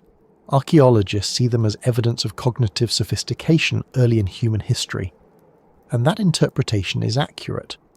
But some people look at the paintings and see something else, a level of skill that doesn't align naturally with the idea of humans gradually developing artistic ability. Instead, it suggests that early humans were already capable of complex representation, and if they were capable of that, what else might they have been capable of that didn't survive? Another category involves objects that seem too advanced, metal artifacts found in layers older than established metallurgy, tools made from materials not supposed to exist in that region, small figurines or carvings that resemble styles from distant cultures. Most of these anomalies end up explained through contamination, misinterpretation, or error in dating. But not all cases are resolved neatly. A few remain debated, not widely accepted, but not fully dismissed either. They linger at the edges of archaeology like unsolved puzzles, interesting enough to question, not reliable enough to rewrite the books. There are also oddities involving early maps. Some ancient maps appear to show coastlines that would only have been visible thousands of years ago before sea levels rose. These maps are rare and controversial. Many scholars argue that they reflect imaginative speculation or misinterpretation by later cartographers. Others suggest they might be based on older sources that no longer exist. The debate isn't about proving a lost civilization. It's about whether knowledge can survive far longer than its physical records. Another intriguing category involves evidence of early construction at sites currently beneath layers of later history. For example, deep beneath certain cities, researchers have found foundations that appear older than the structures built on top of them. In many cases, these early layers are interpreted as simple dwellings or fortifications, but occasionally they include features that suggest planning, engineering, or craftsmanship not expected in that time period.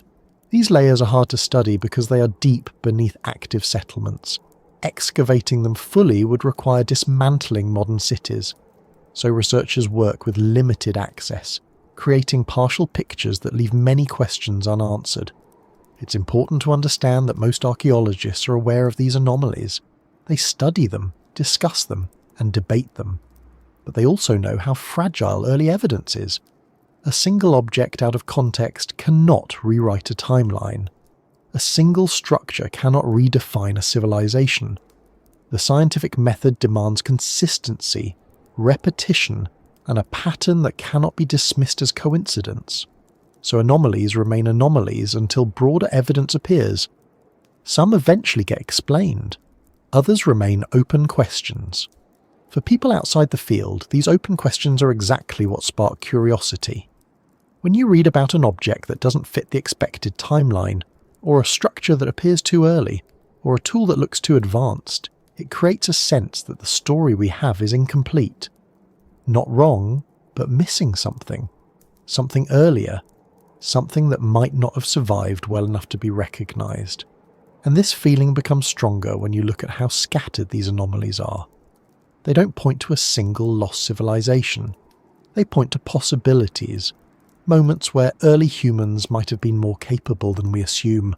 Times when knowledge emerged, spread, faded, and reappeared. These fluctuations don't prove a hidden ancient society, but they leave space for the idea that the earliest chapters of our story might be more complicated than the smooth timeline in textbooks. When people look at archaeology from the outside, it can seem like a field built on steady agreement. There's a timeline, a collection of dates, a sequence of developments, and a set of methods designed to uncover the past. But once you look closely, you realise that archaeology is filled with disagreements. Sometimes quiet, sometimes tense, occasionally intense enough to spill out of academic journals and into the public. These disagreements aren't signs of dishonesty or suppression. They're signs of a field trying to understand a past that reveals itself in fragments. Scientists disagree for many reasons, and almost all of them come from the nature of the evidence itself. Archaeology deals with objects that are incomplete, worn, displaced, soot-coated, water-damaged, scattered by storms, buried by landslides, or altered by animal activity. Very few discoveries come with clear instructions. Instead, each artifact is a clue with multiple interpretations, and researchers, being human, interpret those clues differently. When an object is ambiguous, two scientists can look at it and see two different stories. One sees innovation, another sees coincidence. One sees human intention, another sees natural formation. Both interpretations might be reasonable, and neither might be provable with the available evidence. So debates begin, not because anyone is trying to hide something, but because the truth is harder to pin down than people imagine. These disagreements become sharper when the evidence touches on periods that are already thinly understood. The earlier the site, the less material survives, and the more interpretation is required.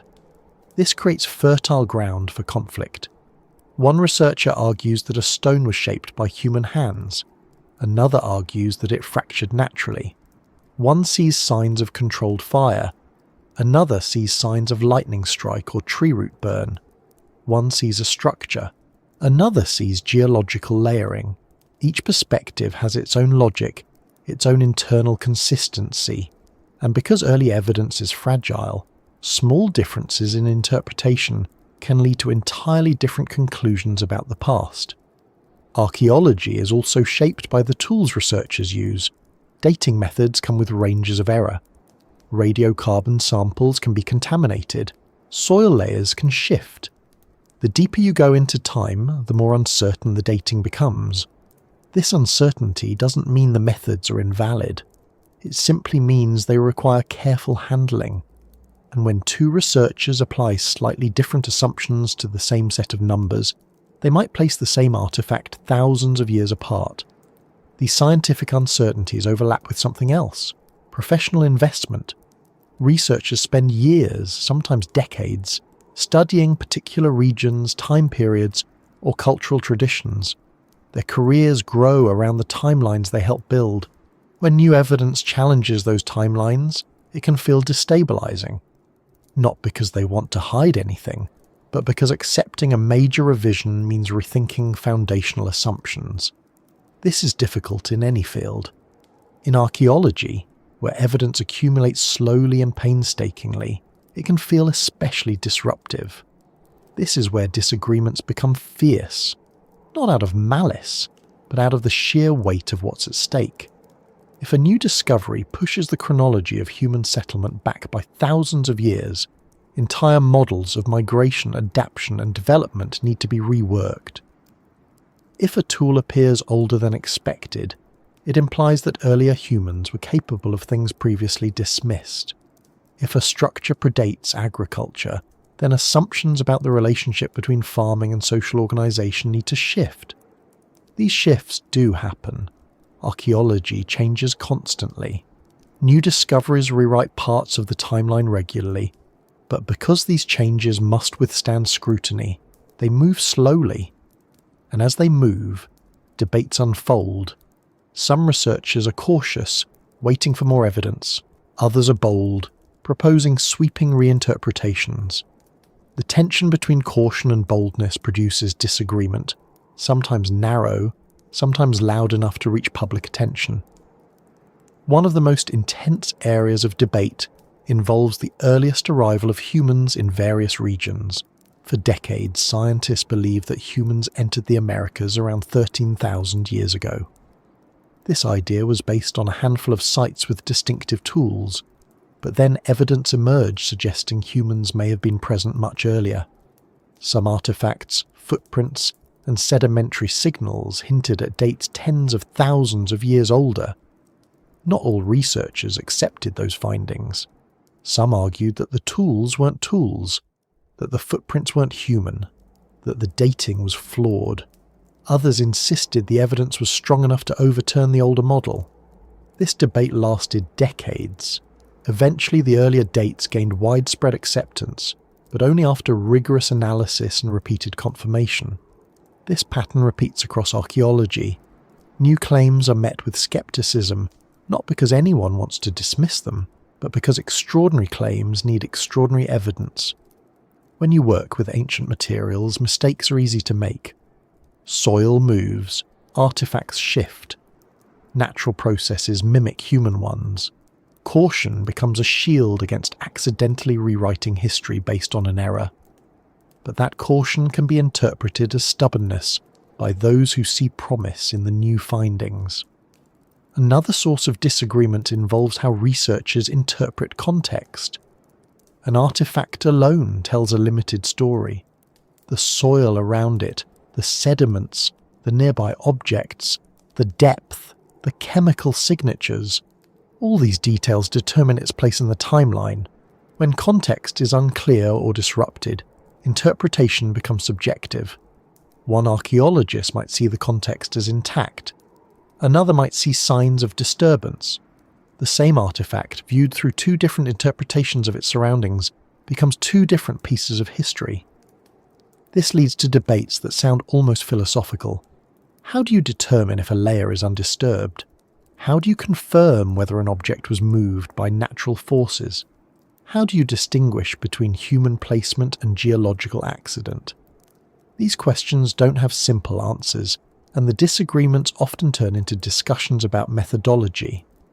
Another factor shaping debate is the diversity of disciplines involved. Archaeology draws from geology, biology, chemistry, anthropology, climatology, and history. Each discipline has its own methods, assumptions, and perspectives. A geologist may interpret a layer one way. A biologist might interpret the organic material differently. A chemist might question the dating results. A cultural anthropologist might emphasize oral traditions. These cross-disciplinary disagreements can become heated because each field values different kinds of evidence. A discovery might appeal strongly to one discipline but appear unconvincing to another. When the evidence is especially controversial, such as claims of extremely early human activity or hints of sophisticated behavior far before the established timeline, the disagreements intensify. Some researchers see these findings as opportunities to expand understanding. Others view them as threats to rigor. This friction doesn't mean anyone is hiding information. It means the field is cautious about rewriting history prematurely. Funding also plays a role. Archaeological projects require significant resources: grants, permits, equipment, and labour. These resources are limited, and researchers compete for them. A bold, controversial project might attract attention and funding, or it might be viewed as risky and unworthy of investment. This dynamic can fuel disagreements. Some researchers push for exploration of unconventional ideas, believing they might lead to breakthroughs. Others argue that scarce resources should be spent on safer, more established lines of inquiry. None of this is corruption or conspiracy. It's the reality of working in a field where money, time, and access are limited. Researchers must make decisions about what to prioritize, and those decisions reflect different philosophies and perspectives. Personality also influences debate. Archaeology often attracts people with strong opinions, deep attachments to particular interpretations, or emotional connections to specific regions or cultures. When these individuals disagree, the debates can become personal, even when both sides are acting in good faith. These personal tensions sometimes spill into public discussions, creating the impression of hostility or secrecy, when in reality it's simply the natural friction of passionate people working with difficult evidence. Another reason disagreements become intense is the emotional impact of rewriting familiar stories. People value history. They see it as part of identity, cultural heritage, or national pride. When new research challenges beloved stories, it can be met with resistance. Some researchers worry about how communities will react. Others worry about misinterpretations spreading in the public. These concerns add another layer to the debates, shaping how openly certain ideas are discussed. The debate becomes especially fierce when it touches on the idea of a first civilization. Most archaeologists do not support the idea of a lost, advanced society predating known ones, not because they reject the possibility outright, but because there is no solid, consistent evidence for it. When someone presents an anomalous artifact, archaeologists want context. When someone points to a structure underwater, archaeologists want stratigraphy. When someone references a myth, archaeologists want correlation with material culture. These demands are not attempts to dismiss the idea. They are attempts to evaluate it scientifically. But to people outside the field, these demands sometimes feel like barriers. Some interpret the caution as suppression. Others interpret disagreement as coordinated denial. In most cases, the reality is much more ordinary. Scientists disagree because the evidence is unclear, and they want to avoid drawing conclusions too early. Despite the heated debates, archaeology does accept new ideas when the evidence becomes strong enough. The timeline of human migration has been revised repeatedly. The origin of agriculture has been reinterpreted many times. The understanding of early human behaviour has expanded enormously. These changes did not happen because researchers agreed easily. They happened because persistent evidence eventually overcame disagreement. This is a slow process, but it's also a reliable one. It ensures that changes to the timeline are grounded in evidence, not speculation. Still, the debates leave room for imagination. When researchers argue about anomalous tools, strange sights, and unusual artifacts, it signals that the story is not complete. It signals that the early timeline has flexibility. It signals that there may be discoveries ahead that shift the consensus again. And this is where the conversation becomes especially interesting. When the disagreements are strongest, when interpretations pull in different directions, when evidence sits on the edge of certainty, these are the places where new understanding often begins. The dust of debate may seem chaotic, but it's where the field grows. One of the strangest things about archaeology is that much of what we seek is not really hidden. It isn't locked in vaults or guarded behind locked doors. It isn't kept in secret labs or filed away in restricted archives. More often, the evidence people imagine being suppressed sits in open view, scattered across landscapes, resting in museum storage rooms or buried in research papers that only a handful of specialists ever read.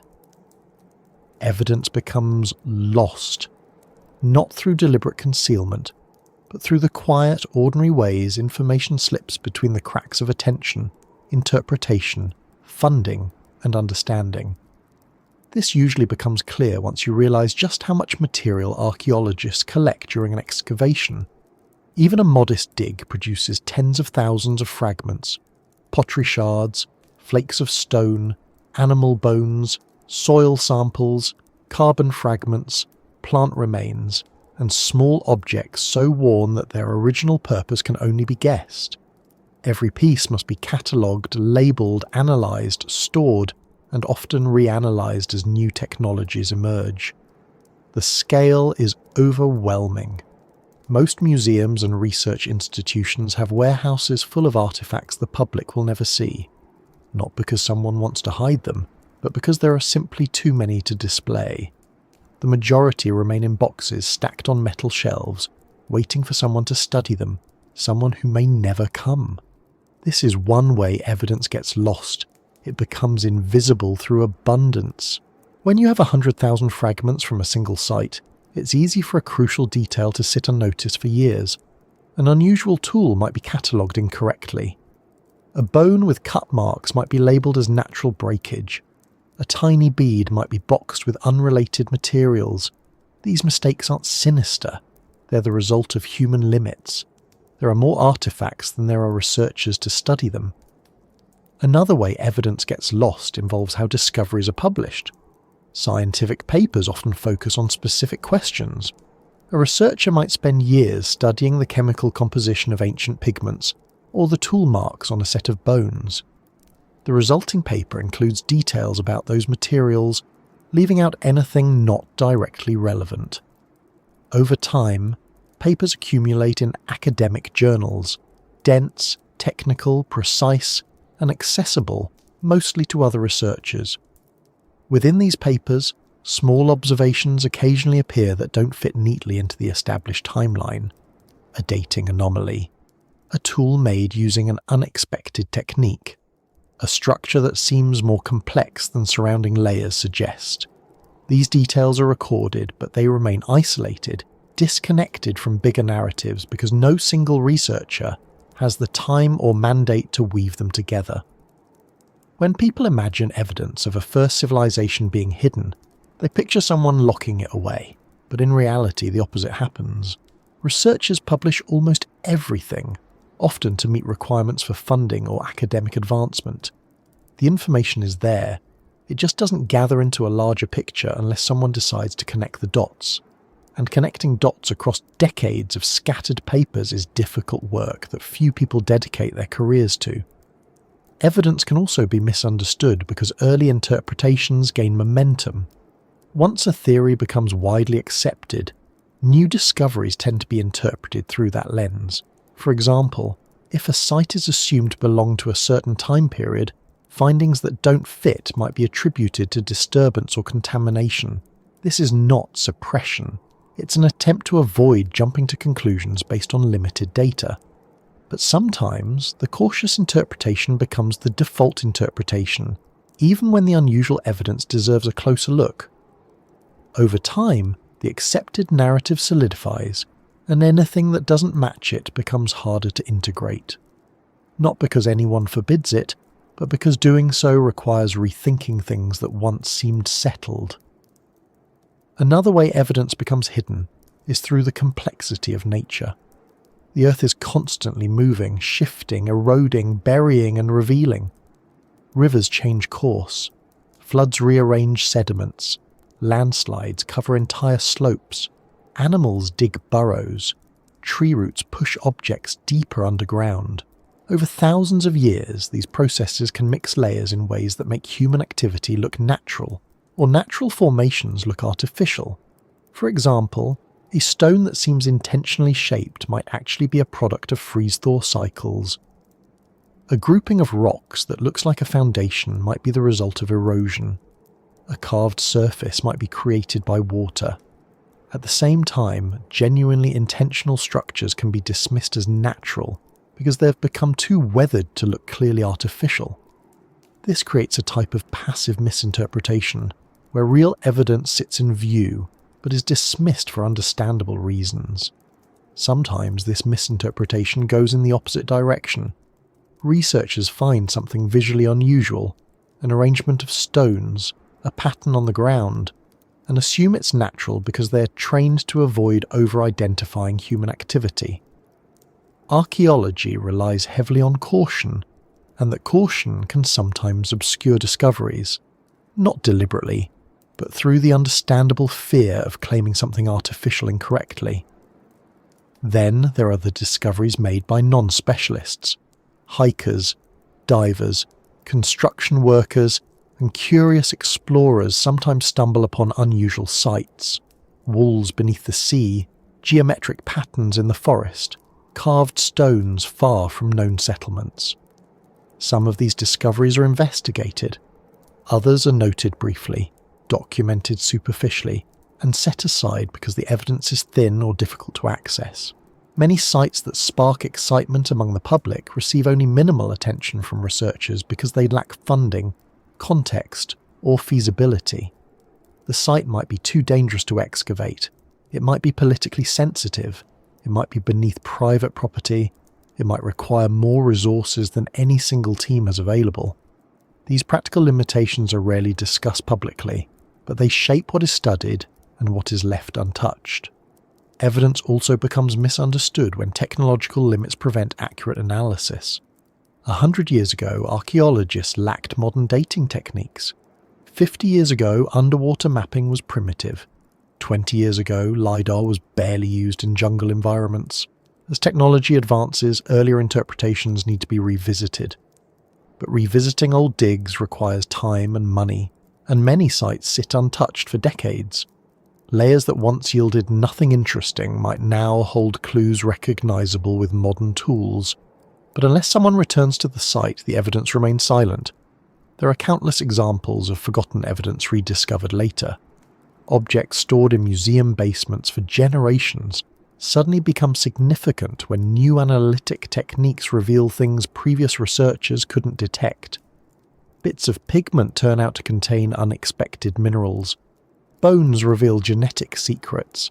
Stone tools show microscopic use where patterns invisible without modern imaging. At the time they were first catalogued, these objects looked ordinary. Only later do they become extraordinary. Sometimes evidence gets lost through the destruction of sites. Development, agriculture, mining, and construction erase archaeological layers before anyone can study them. The foundations of ancient settlements can be bulldozed, paved over, or buried beneath modern cities. In some regions, ancient sites lie beneath layers of concrete, asphalt, and steel. Archaeologists know they exist, but excavation is impossible without dismantling the living world above. These sites become frozen in place, undisturbed but unreachable. Whatever secrets they hold remain locked beneath structures that cannot be removed. In other cases, politics and borders complicate exploration. Some regions are too unstable for research, others are off limits due to national policy, land rights, or conflict. Archaeologically rich landscapes can sit untouched for generations, not because someone wants to hide them, but because safety, diplomacy, or legal restrictions make exploration impossible. Evidence can lie just beneath the surface, literally visible in satellite imagery, yet remain unstudied because no one can physically reach it. One of the most surprising ways evidence is lost is through misclassification. Archaeologists often divide finds into categories: natural, human, recent, ancient. Once a piece is categorized, it tends to stay in that category unless someone questions the classification. But classification is done by humans, who can make mistakes. A tool mistaken for a naturally broken stone can end up in a box marked geological. A modified bone might be labelled as animal activity. A piece of pottery with unusual markings might be interpreted as decorative rather than functional or symbolic. These small misclassifications accumulate quietly, and unless a researcher deliberately reviews old collections, many objects remain misunderstood for decades. Things also get lost simply because research trends shift. Scientists focus on topics that are currently funded or fashionable. Areas of inquiry that were once deeply studied sometimes fall out of academic favour. When that happens, associated evidence becomes neglected. Researchers stop revisiting certain sites. They stop analysing certain artefacts. Over time, the supporting knowledge fades, and the data becomes harder to interpret. The site hasn't changed. The tools haven't changed. The bones haven't changed. But the context, the intellectual framework needed to understand them, has shifted. This shift can make evidence appear trivial or irrelevant, even when it might contribute to a larger overlooked pattern. Some evidence becomes lost in the simplest way possible. It doesn't look like evidence. Early humans made tools from wood, fibre, and other organic materials that rarely survive. They built dwellings from earth, leaves, woven branches, and skins. They left temporary structures that vanished without a trace. Many early societies might have used techniques that leave almost no archaeological footprint. If objects aren't made from stone or metal, they disappear. And without durable materials, even large communities could pass through history silently. This makes it easy to misunderstand how much evidence we are missing. When people imagine an early civilization, they picture stone. But most human innovation initially used softer materials. Evidence of weaving, building, engineering, and cultural development may have existed in abundance, only to rot away long before the modern geological layers formed. Sometimes misunderstood evidence comes from places we wouldn't expect. Caves, deserts, mountains, and underwater plains can preserve objects in unusual ways. But when these preserved pieces first appear, they can look strange, out of place, or incomplete.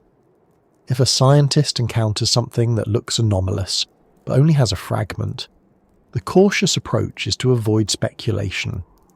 This caution is important scientifically, but it can cause the anomaly to fade from attention, even when it deserves more study.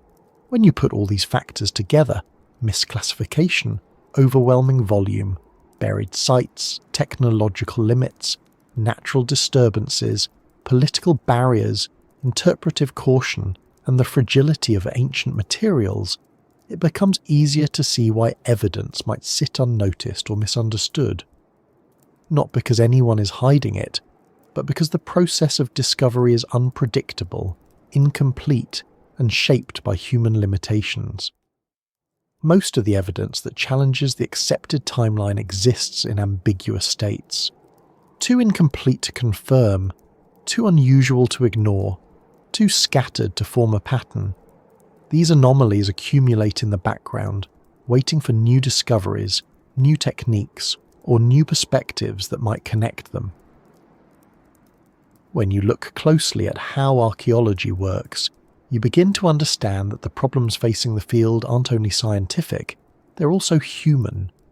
The evidence sits in the ground, patient and unchanging. The tools, the methods, the measurements, they all move forward slowly and steadily. But the people doing the work bring their own emotions, ambitions, fears, expectations, and habits. These human elements are not flaws. They are simply part of what it means to interpret the past. Yet they shape the field in ways most people never see, and sometimes they create barriers that feel larger than any debated artifact or controversial discovery. One of the most influential human forces in archaeology is ego. Not the dramatic, selfish ego we imagine in stories, but a quieter, more natural form. The desire to be right, the desire to protect years of work, the desire to maintain professional reputation. Researchers spend large parts of their lives studying very narrow topics. They dedicate entire careers to understanding one region, one period, one culture, one type of tool, or one kind of material. Their identity becomes intertwined with their expertise. When a new discovery threatens to alter the timeline they've built, it can feel like a challenge to their life's work. This doesn't mean researchers deliberately ignore new evidence. Most are dedicated to the truth above all else. But ego shows up in more subtle ways.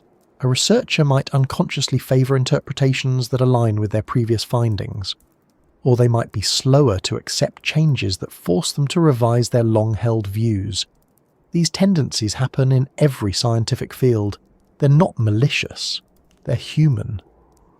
But in archaeology, where evidence is often ambiguous and open to interpretation, ego can influence the direction of debate. For example, when a younger researcher proposes an unexpected interpretation, older experts might push back more forcefully, not because the idea is wrong, but because it challenges a framework that has existed for decades.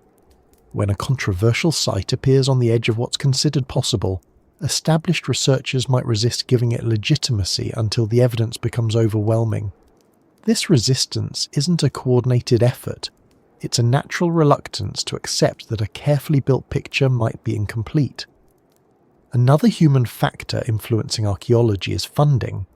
Archaeology isn't a field where projects can be done casually. Excavation is expensive. Fieldwork requires permits, equipment, specialists, transportation, lodging, and careful documentation.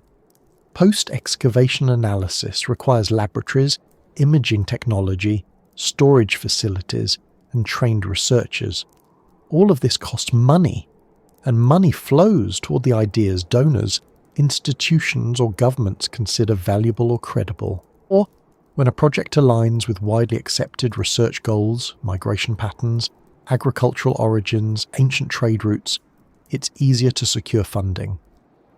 When a project challenges established models, pushes the boundaries of what's considered likely, or lacks strong initial evidence, funding becomes harder to obtain.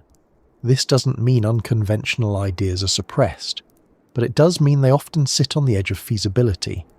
A site that hints at something extraordinary might receive less attention simply because no one can afford to study it. Funding pressures also create another subtle dynamic. Researchers need to publish consistently to maintain their positions. They need to produce results that justify the grants they receive. This system encourages safe, steady work rather than risky, groundbreaking projects. If a researcher spends years studying a site that turns out to be inconclusive, their career can suffer, so they choose projects that promise clearer results. This creates a quiet form of selection bias. Evidence that might disrupt the timeline is riskier to pursue. Evidence that fits neatly into established models is safer. Over decades, this shapes the direction of research, not through censorship, but through the practical realities of maintaining careers and securing resources. Then there's the issue of academic reputation. Archaeology is a small field. Researchers know one another, review one another's papers, collaborate on projects, and compete for grants. When someone presents a bold claim, they risk criticism not just from strangers, but from colleagues they've known for decades. This creates a natural caution. No one wants to be the person associated with a claim that later proves incorrect. So even when evidence appears intriguing, researchers often wait for others to take the first steps toward interpretation. This caution grows stronger in areas where sensational claims are common. For instance, underwater structures, anomalous artifacts, and ancient myths often attract attention from outside the academic community. Some researchers fear that engaging with these topics could damage their reputation by associating them with fringe interpretations. This fear doesn't come from arrogance. It comes from the pressure to maintain credibility in a profession where credibility is everything. As a result, certain areas of inquiry remain understudied, not because the evidence is unimportant, but because the professional risks outweigh the potential rewards. Another human challenge is the fear of being wrong. Archaeology moves slowly, and the consequences of error can linger for decades. A misinterpretation recorded in a major publication can influence generations of researchers. A flawed timeline can shape multiple disciplines, requiring enormous effort to correct. This fear creates a strong incentive to be conservative in interpretation. Researchers prefer to acknowledge uncertainty rather than make claims that might later be overturned. But this caution can sometimes prevent new ideas from receiving serious consideration. Even when evidence appears compelling, researchers may hesitate to draw conclusions until multiple independent teams confirm the findings. This is scientifically sound. But it also means that groundbreaking discoveries often take much longer to become accepted. In the meantime, ideas that fall outside the mainstream remain on the periphery, gathering interest from the public but receiving little formal attention. In addition to ego and fear, there is the influence of academic culture. Each generation of researchers inherits the assumptions of the generation before. These assumptions become part of the intellectual landscape. New archaeologists learn what questions are acceptable, what methods are reliable, what interpretations are considered valid. They learn which controversies are worth exploring and which ones are avoided. These cultural expectations shape what young researchers study, what they publish, and what they consider possible. For instance, if a generation of archaeologists believes that complex societies cannot exist before agriculture, new researchers trained in that environment are less likely to consider evidence that contradicts that belief. They aren't suppressing anything. They simply internalize the framework they were taught. Changing that framework requires gradual shifts in education, publications, and discoveries. Another human influence in archaeology involves communication with the public. Researchers often feel pressure to present simple narratives that non-specialists can understand.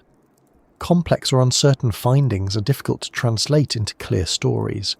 As a result, simplified versions of history become widely accepted. Students learn neat timelines. Museums create tidy displays. Documentaries present coherent developments. These simplified narratives are useful for teaching, but they hide the messy, ambiguous reality.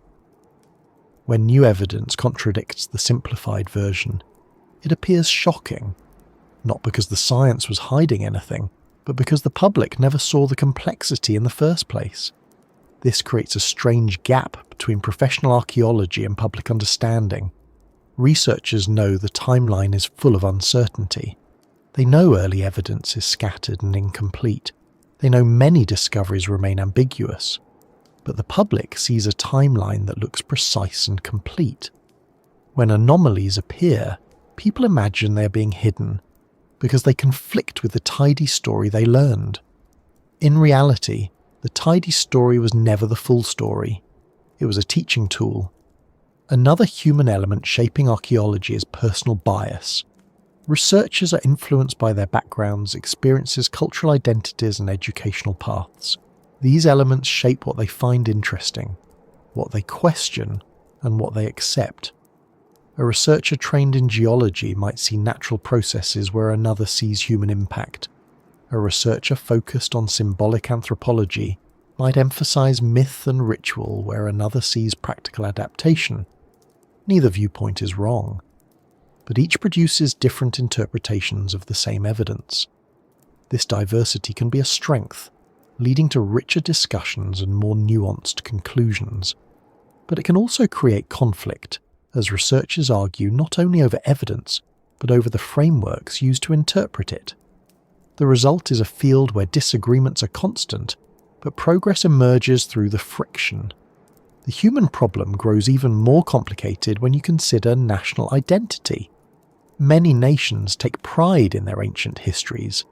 When controversial discoveries appear, they can challenge narratives that people consider foundational. Governments may restrict excavation or publication not to hide the truth, but to protect cultural memory, tourism, or political stability. Local communities may resist excavation of sacred sites or burial grounds. These decisions create gaps in the archaeological record that have nothing to do with suppression and everything to do with cultural respect or political necessity.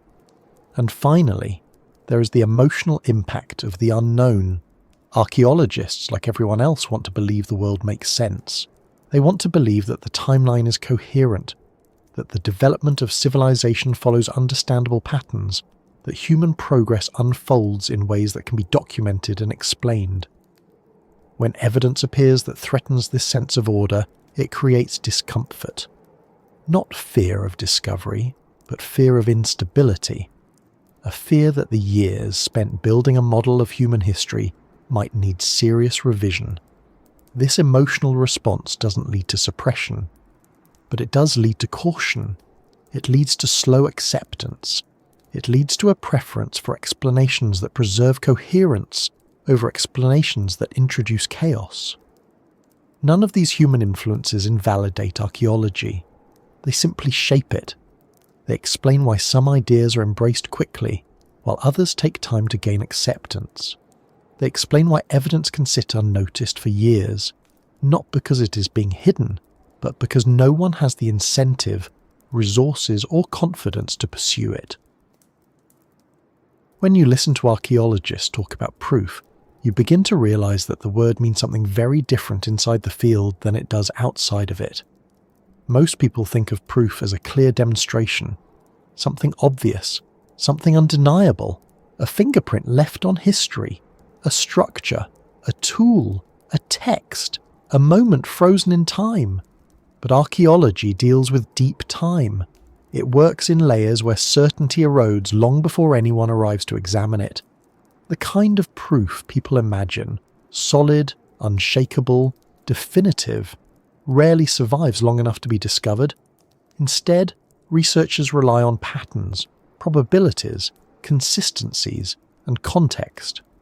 Proof becomes something built over time, not a single object, but a network of clues joining together to form a conclusion strong enough to withstand doubt. This kind of proof can feel fragile to those outside the discipline. It's easier to imagine a lost civilization leaving behind a monumental structure than it is to imagine it leaving behind a scatter of subtle indicators that require decades of analysis to interpret. But the more researchers study ancient history, the more they understand that what survives is rarely what people think would survive. Stone crumbles, metal corrodes, organic materials vanish, buildings collapse into dust and blend into the landscape. Whole cities can erode until they resemble natural hills. In the end, small things endure more reliably than large ones. Seeds, flakes of stone, microscopic residues from fires long extinguished. The challenge is that small evidence leads to big uncertainty. A seed can tell you what people ate, but not who they were. A shattered tool can tell you how they shaped materials, but not what they dreamed of, built, or believed. And when researchers attempt to assemble meaning from these fragments, disagreements arise. These disagreements make proof feel elusive, even when the evidence is right in front of them. Because of this, archaeologists have developed strict standards for what constitutes proof. An object must be found in a clear context. The soil around it must support its age. The materials must match regional expectations. The surrounding sediments must confirm that the layer hasn't been disturbed. If any of these elements appear questionable, the claim weakens. Researchers know how easy it is for the Earth to move things. They know how tree roots, animal burrows, or flooding can carry objects into places where they don't belong. They know how contamination can distort dates, so they treat certainty as something earned, not granted. This caution is essential, but it also means that extraordinary claims face nearly insurmountable hurdles. If someone found an object that suggested complex technology existed far earlier than expected, the first question archaeologists would ask is whether the object was displaced. If someone uncovered a structure that seemed too advanced for the accepted timeline, the first step would be verifying the stratigraphy. If someone pointed to a cluster of unusual artifacts, researchers would want to know if there were enough of them to indicate a pattern. Without multiple lines of evidence, a single object, no matter how strange, cannot rewrite history. For the public, this can feel frustrating. People want discoveries to speak clearly. They want the Earth to tell its story without hesitation. They want a single artifact to reveal everything. But the Earth doesn't work like that. It holds its secrets unevenly. It preserves some periods lavishly and others sparsely. It buries, distorts, scatters, and reclaims. Proof, in archaeology, becomes a negotiation between what survives and what can be confidently interpreted. This helps explain why the idea of a first civilization, something older than anything currently recognized, faces such a high barrier.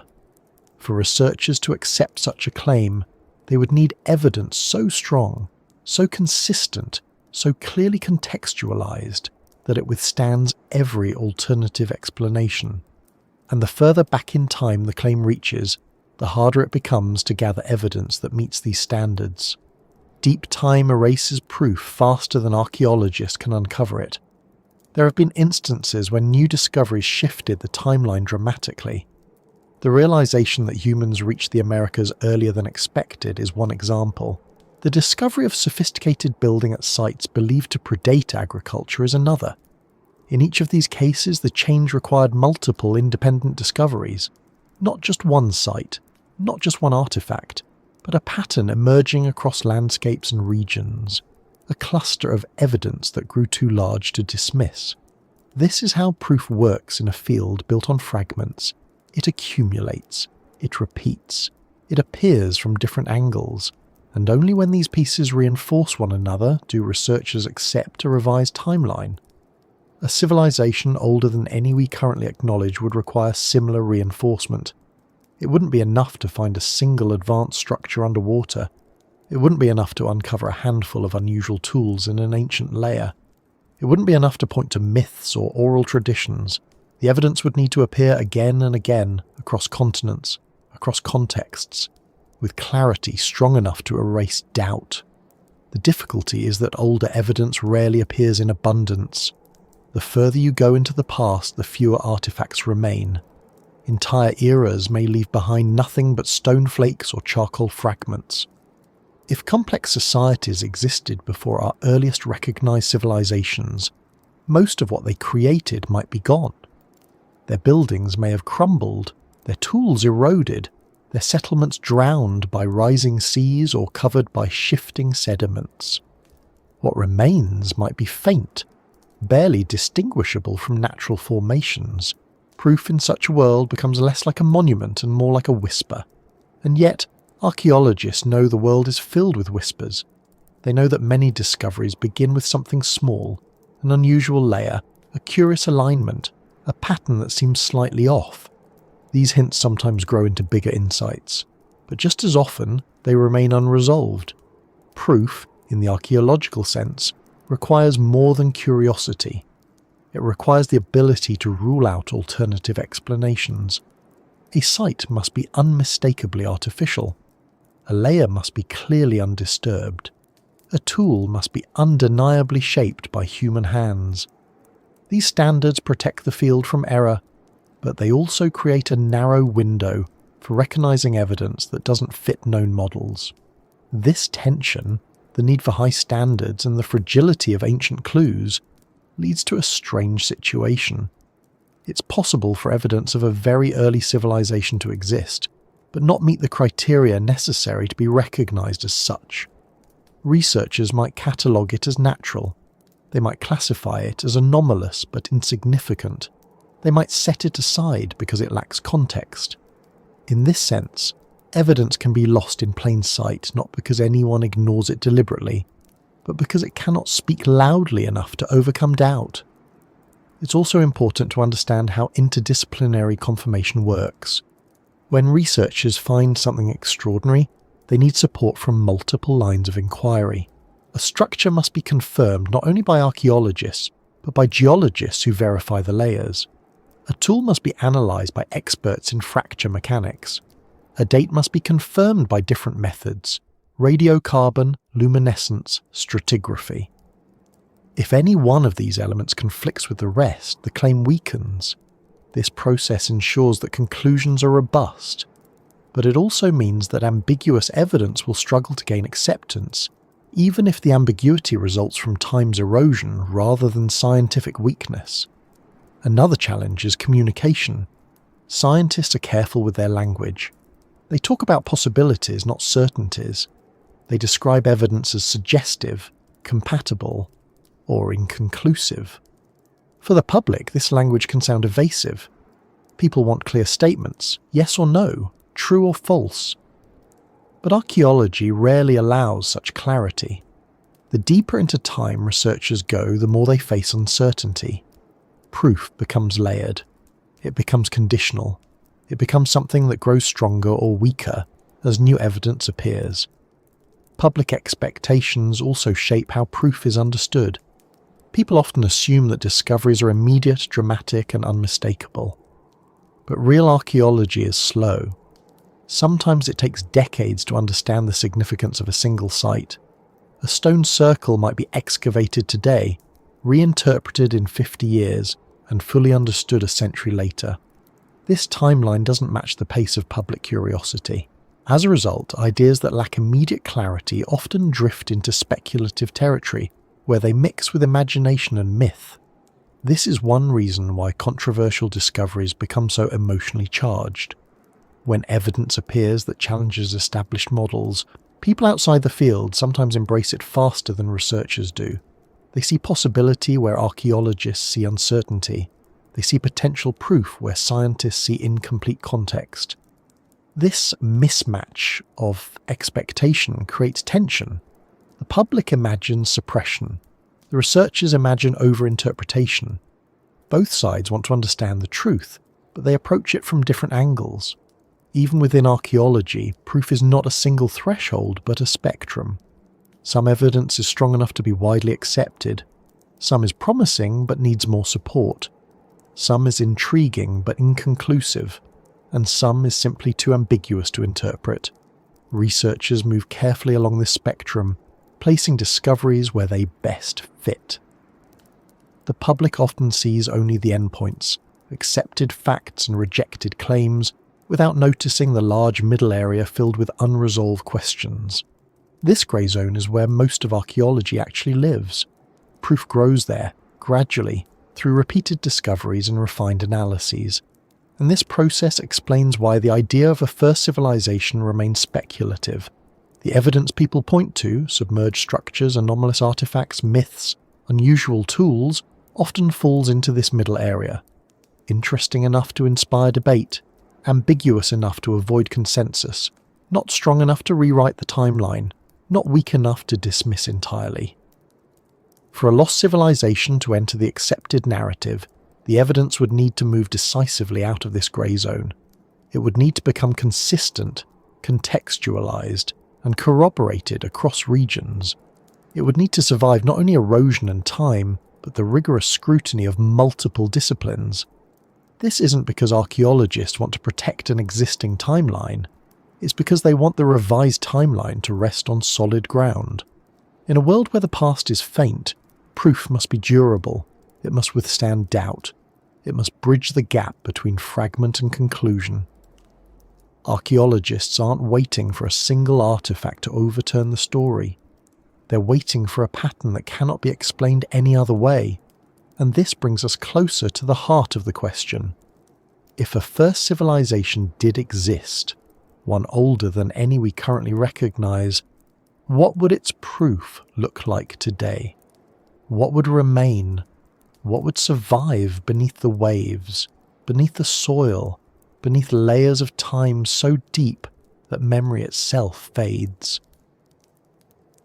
When you follow the scattered pieces of this story all the way to the edges, through the gaps in the timeline, the flooded coastlines, the disputed tools, the fragments of memory and myth, the fierce debates between scientists, and the way evidence slips through cracks you didn't know existed, you eventually reach a quiet place, a place where certainty grows thin, a place where you're left with something that isn't proof, isn't denial, isn't fantasy, and isn't fact.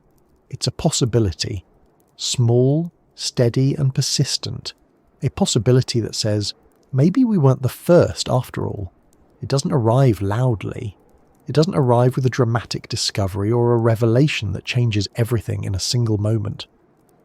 It arrives gradually with the understanding that the world has been many different worlds, that coastlines have moved more dramatically than any modern landscape can teach us, that entire continents have reshaped themselves, that people lived in places we cannot access today, that knowledge can survive in stories long after it vanishes from the ground, that human creativity appears earlier than our timelines comfortably allow, that our species carries a capacity for invention, organisation, and adaptation that feels older than the archaeological record shows.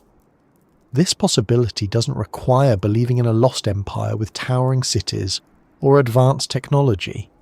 It doesn't require imagining machines or monuments or forgotten sciences. It simply asks whether early humans, fully human, with the same brains we have now, might have organised themselves into societies more complex than we currently recognise, societies that didn't survive long enough or prominently enough for their traces to endure. When you consider how much evidence disappears over tens of thousands of years, the idea becomes less extraordinary. Early societies might have used wood, fibre, clay, leather, or earth, materials that vanish quickly. They might have lived along coastlines that now lie beneath the sea. They might have built structures that were reclaimed by forest, wind, and time. They might have created traditions, techniques, and ways of living that left only the faintest scars on the land. And those scars might look so ordinary today that no one recognises them for what they once were. People often imagine that if such a civilization existed, we would have found obvious proof. But the world doesn't preserve things evenly. If you walk through a forest or a shoreline today, even a thriving village can disappear within centuries if no one maintains it.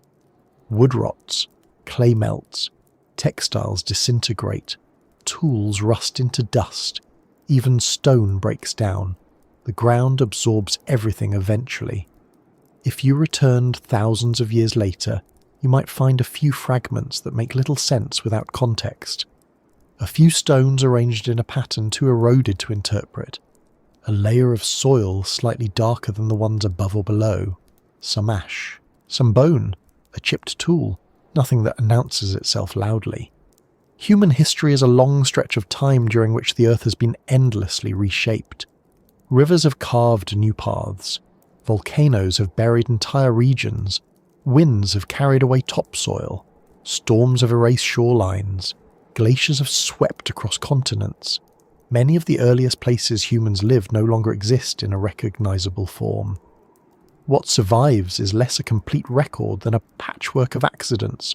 A cave here, a dry valley there, a rare site spared by erosion, a pocket of sediment preserved by chance. This is one reason archaeologists hesitate to fill in the missing spaces with assumptions. They know how fragile the evidence is.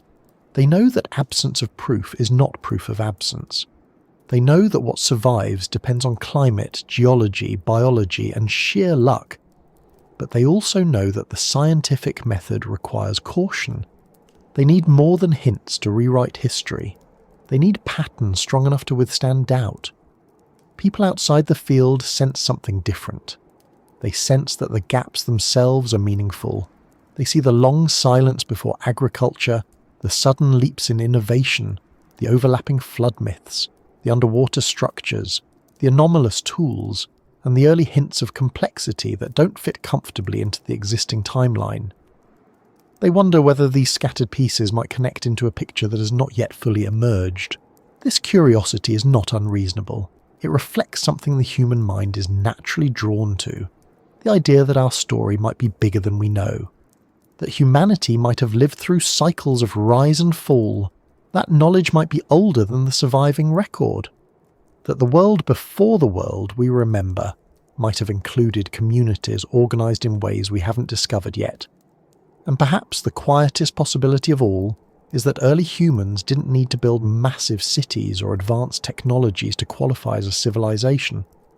Maybe their sophistication looked different from what we expect. Maybe it involved complex social structures, extensive oral traditions, cooperative networks, or subtle environmental engineering. Maybe they managed landscapes rather than dominating them. Maybe their knowledge was practical rather than monumental. Maybe their wisdom was adaptive, resilient, and deeply integrated with the world around them. If that kind of civilization existed, it wouldn't leave towering ruins. It would leave faint traces that blend seamlessly into natural formations. It would leave myths compressed into stories. It would leave tools too simple to stand out in a timeline dominated by later advancements. It would leave footprints at the edge of ancient lakes. It would leave hearths buried beneath layers of mud. It would leave memories encoded in rituals. It would leave a possibility. There is also the question of what it means to be first. The word implies a beginning, a foundation, a moment when humans crossed a threshold from simple to complex. But complexity doesn't always follow a straight line. Cultures rise, decline, stabilize, and transform.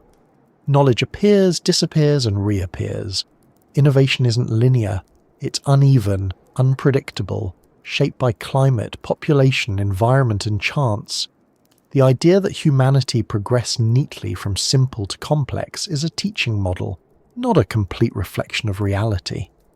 The earliest known civilizations, Sumer, Egypt, the Indus Valley, China, did not appear from nothing. They built on foundations laid by thousands of years of human experimentation. They built on the knowledge of people who shaped tools, organized families, tracked seasons, navigated landscapes, crafted art, and developed oral traditions long before writing existed. If an earlier civilization existed, it might have been part of this foundation. Not a rival to the ancient civilizations we know, but a precursor, a contributing voice rather than a lost empire. This perspective doesn't require believing in lost continents or forgotten technologies. It simply acknowledges that humanity had far more time to explore ways of living than the surviving evidence suggests.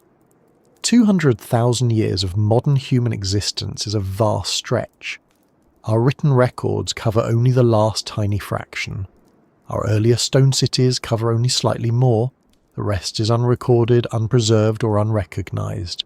In that unrecorded space, it's not hard to imagine periods of organization that didn't leave durable traces. Societies that thrived in coastal plains drowned by rising seas. communities that used perishable materials, cultures that passed down knowledge through stories rather than monuments. None of this contradicts science. It simply expands what we acknowledge as possible. People often ask why archaeology doesn't explore this possibility more openly. The answer is that the field needs evidence, not because the idea is impossible, but because it must maintain standards strong enough to prevent error. Researchers protect the integrity of the timeline because the timeline is fragile.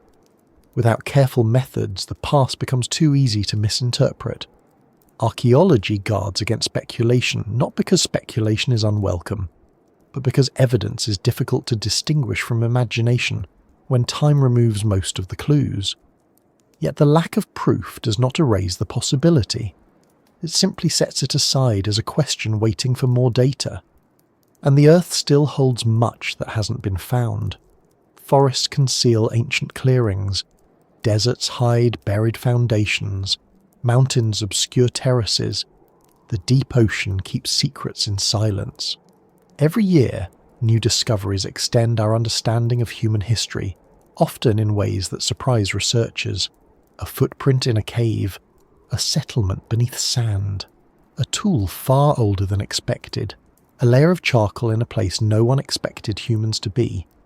These discoveries don't prove that an early civilization existed, but they remind us that there is still so much we don't know. They remind us that certainty is not the same as completeness. They remind us that most of human memory predates writing by a span so large it's difficult to comprehend. In a world like this, it is reasonable to hold space for quiet possibilities, not as conclusions, but as open doors, paths the evidence may eventually take. Imagine for a moment what the first civilization might have looked like if it existed, not as a mythic place of grandeur, but as a simple community with patterns of life more organized than anything before it. Maybe it emerged in a fertile valley now buried beneath silt. Maybe it grew along a coastline that slipped beneath the sea after the Ice Age. Maybe it flourished during a warm period and faded during a colder one. Maybe its people had rituals we would recognize, skills we would admire, and ways of understanding the world that would surprise us. Maybe its traces sit in museum drawers, mislabeled or overlooked. Maybe they rest under layers of sand no one has disturbed. Maybe they lie at the bottom of a lake or beneath a forest or embedded in a hillside. Maybe they are fragments so small they haven't yet been recognized for what they are. And maybe one day, evidence will accumulate enough to bring this possibility into the accepted story. Not as a dramatic reveal, but as a gradual shift. Another quiet correction in the long process of understanding who we are and where we come from. Until then, the possibility remains, steady and patient, not demanding belief, not offering certainty, just reminding us that human history is older, deeper, and more mysterious than the timelines we construct. That we live in a world shaped by eras we barely understand. The time has erased far more than it has preserved, and that somewhere beneath layers of earth, water, and forgetting, the earliest chapters of our story may still be waiting. If those chapters exist, they do not diminish our known history. They enrich it. They add depth to what we already admire. They expand the story of human resilience, creativity, and curiosity. They remind us that our species has always been capable of more than the archaeological record can currently prove. Maybe we weren't the first. Maybe others walked paths now forgotten. Maybe they built, dreamed, and lived in ways that shaped the world we inherited. Maybe their traces remain just out of sight. In the quiet spaces between discoveries, that possibility lives on, not as an answer, but as an invitation to keep looking.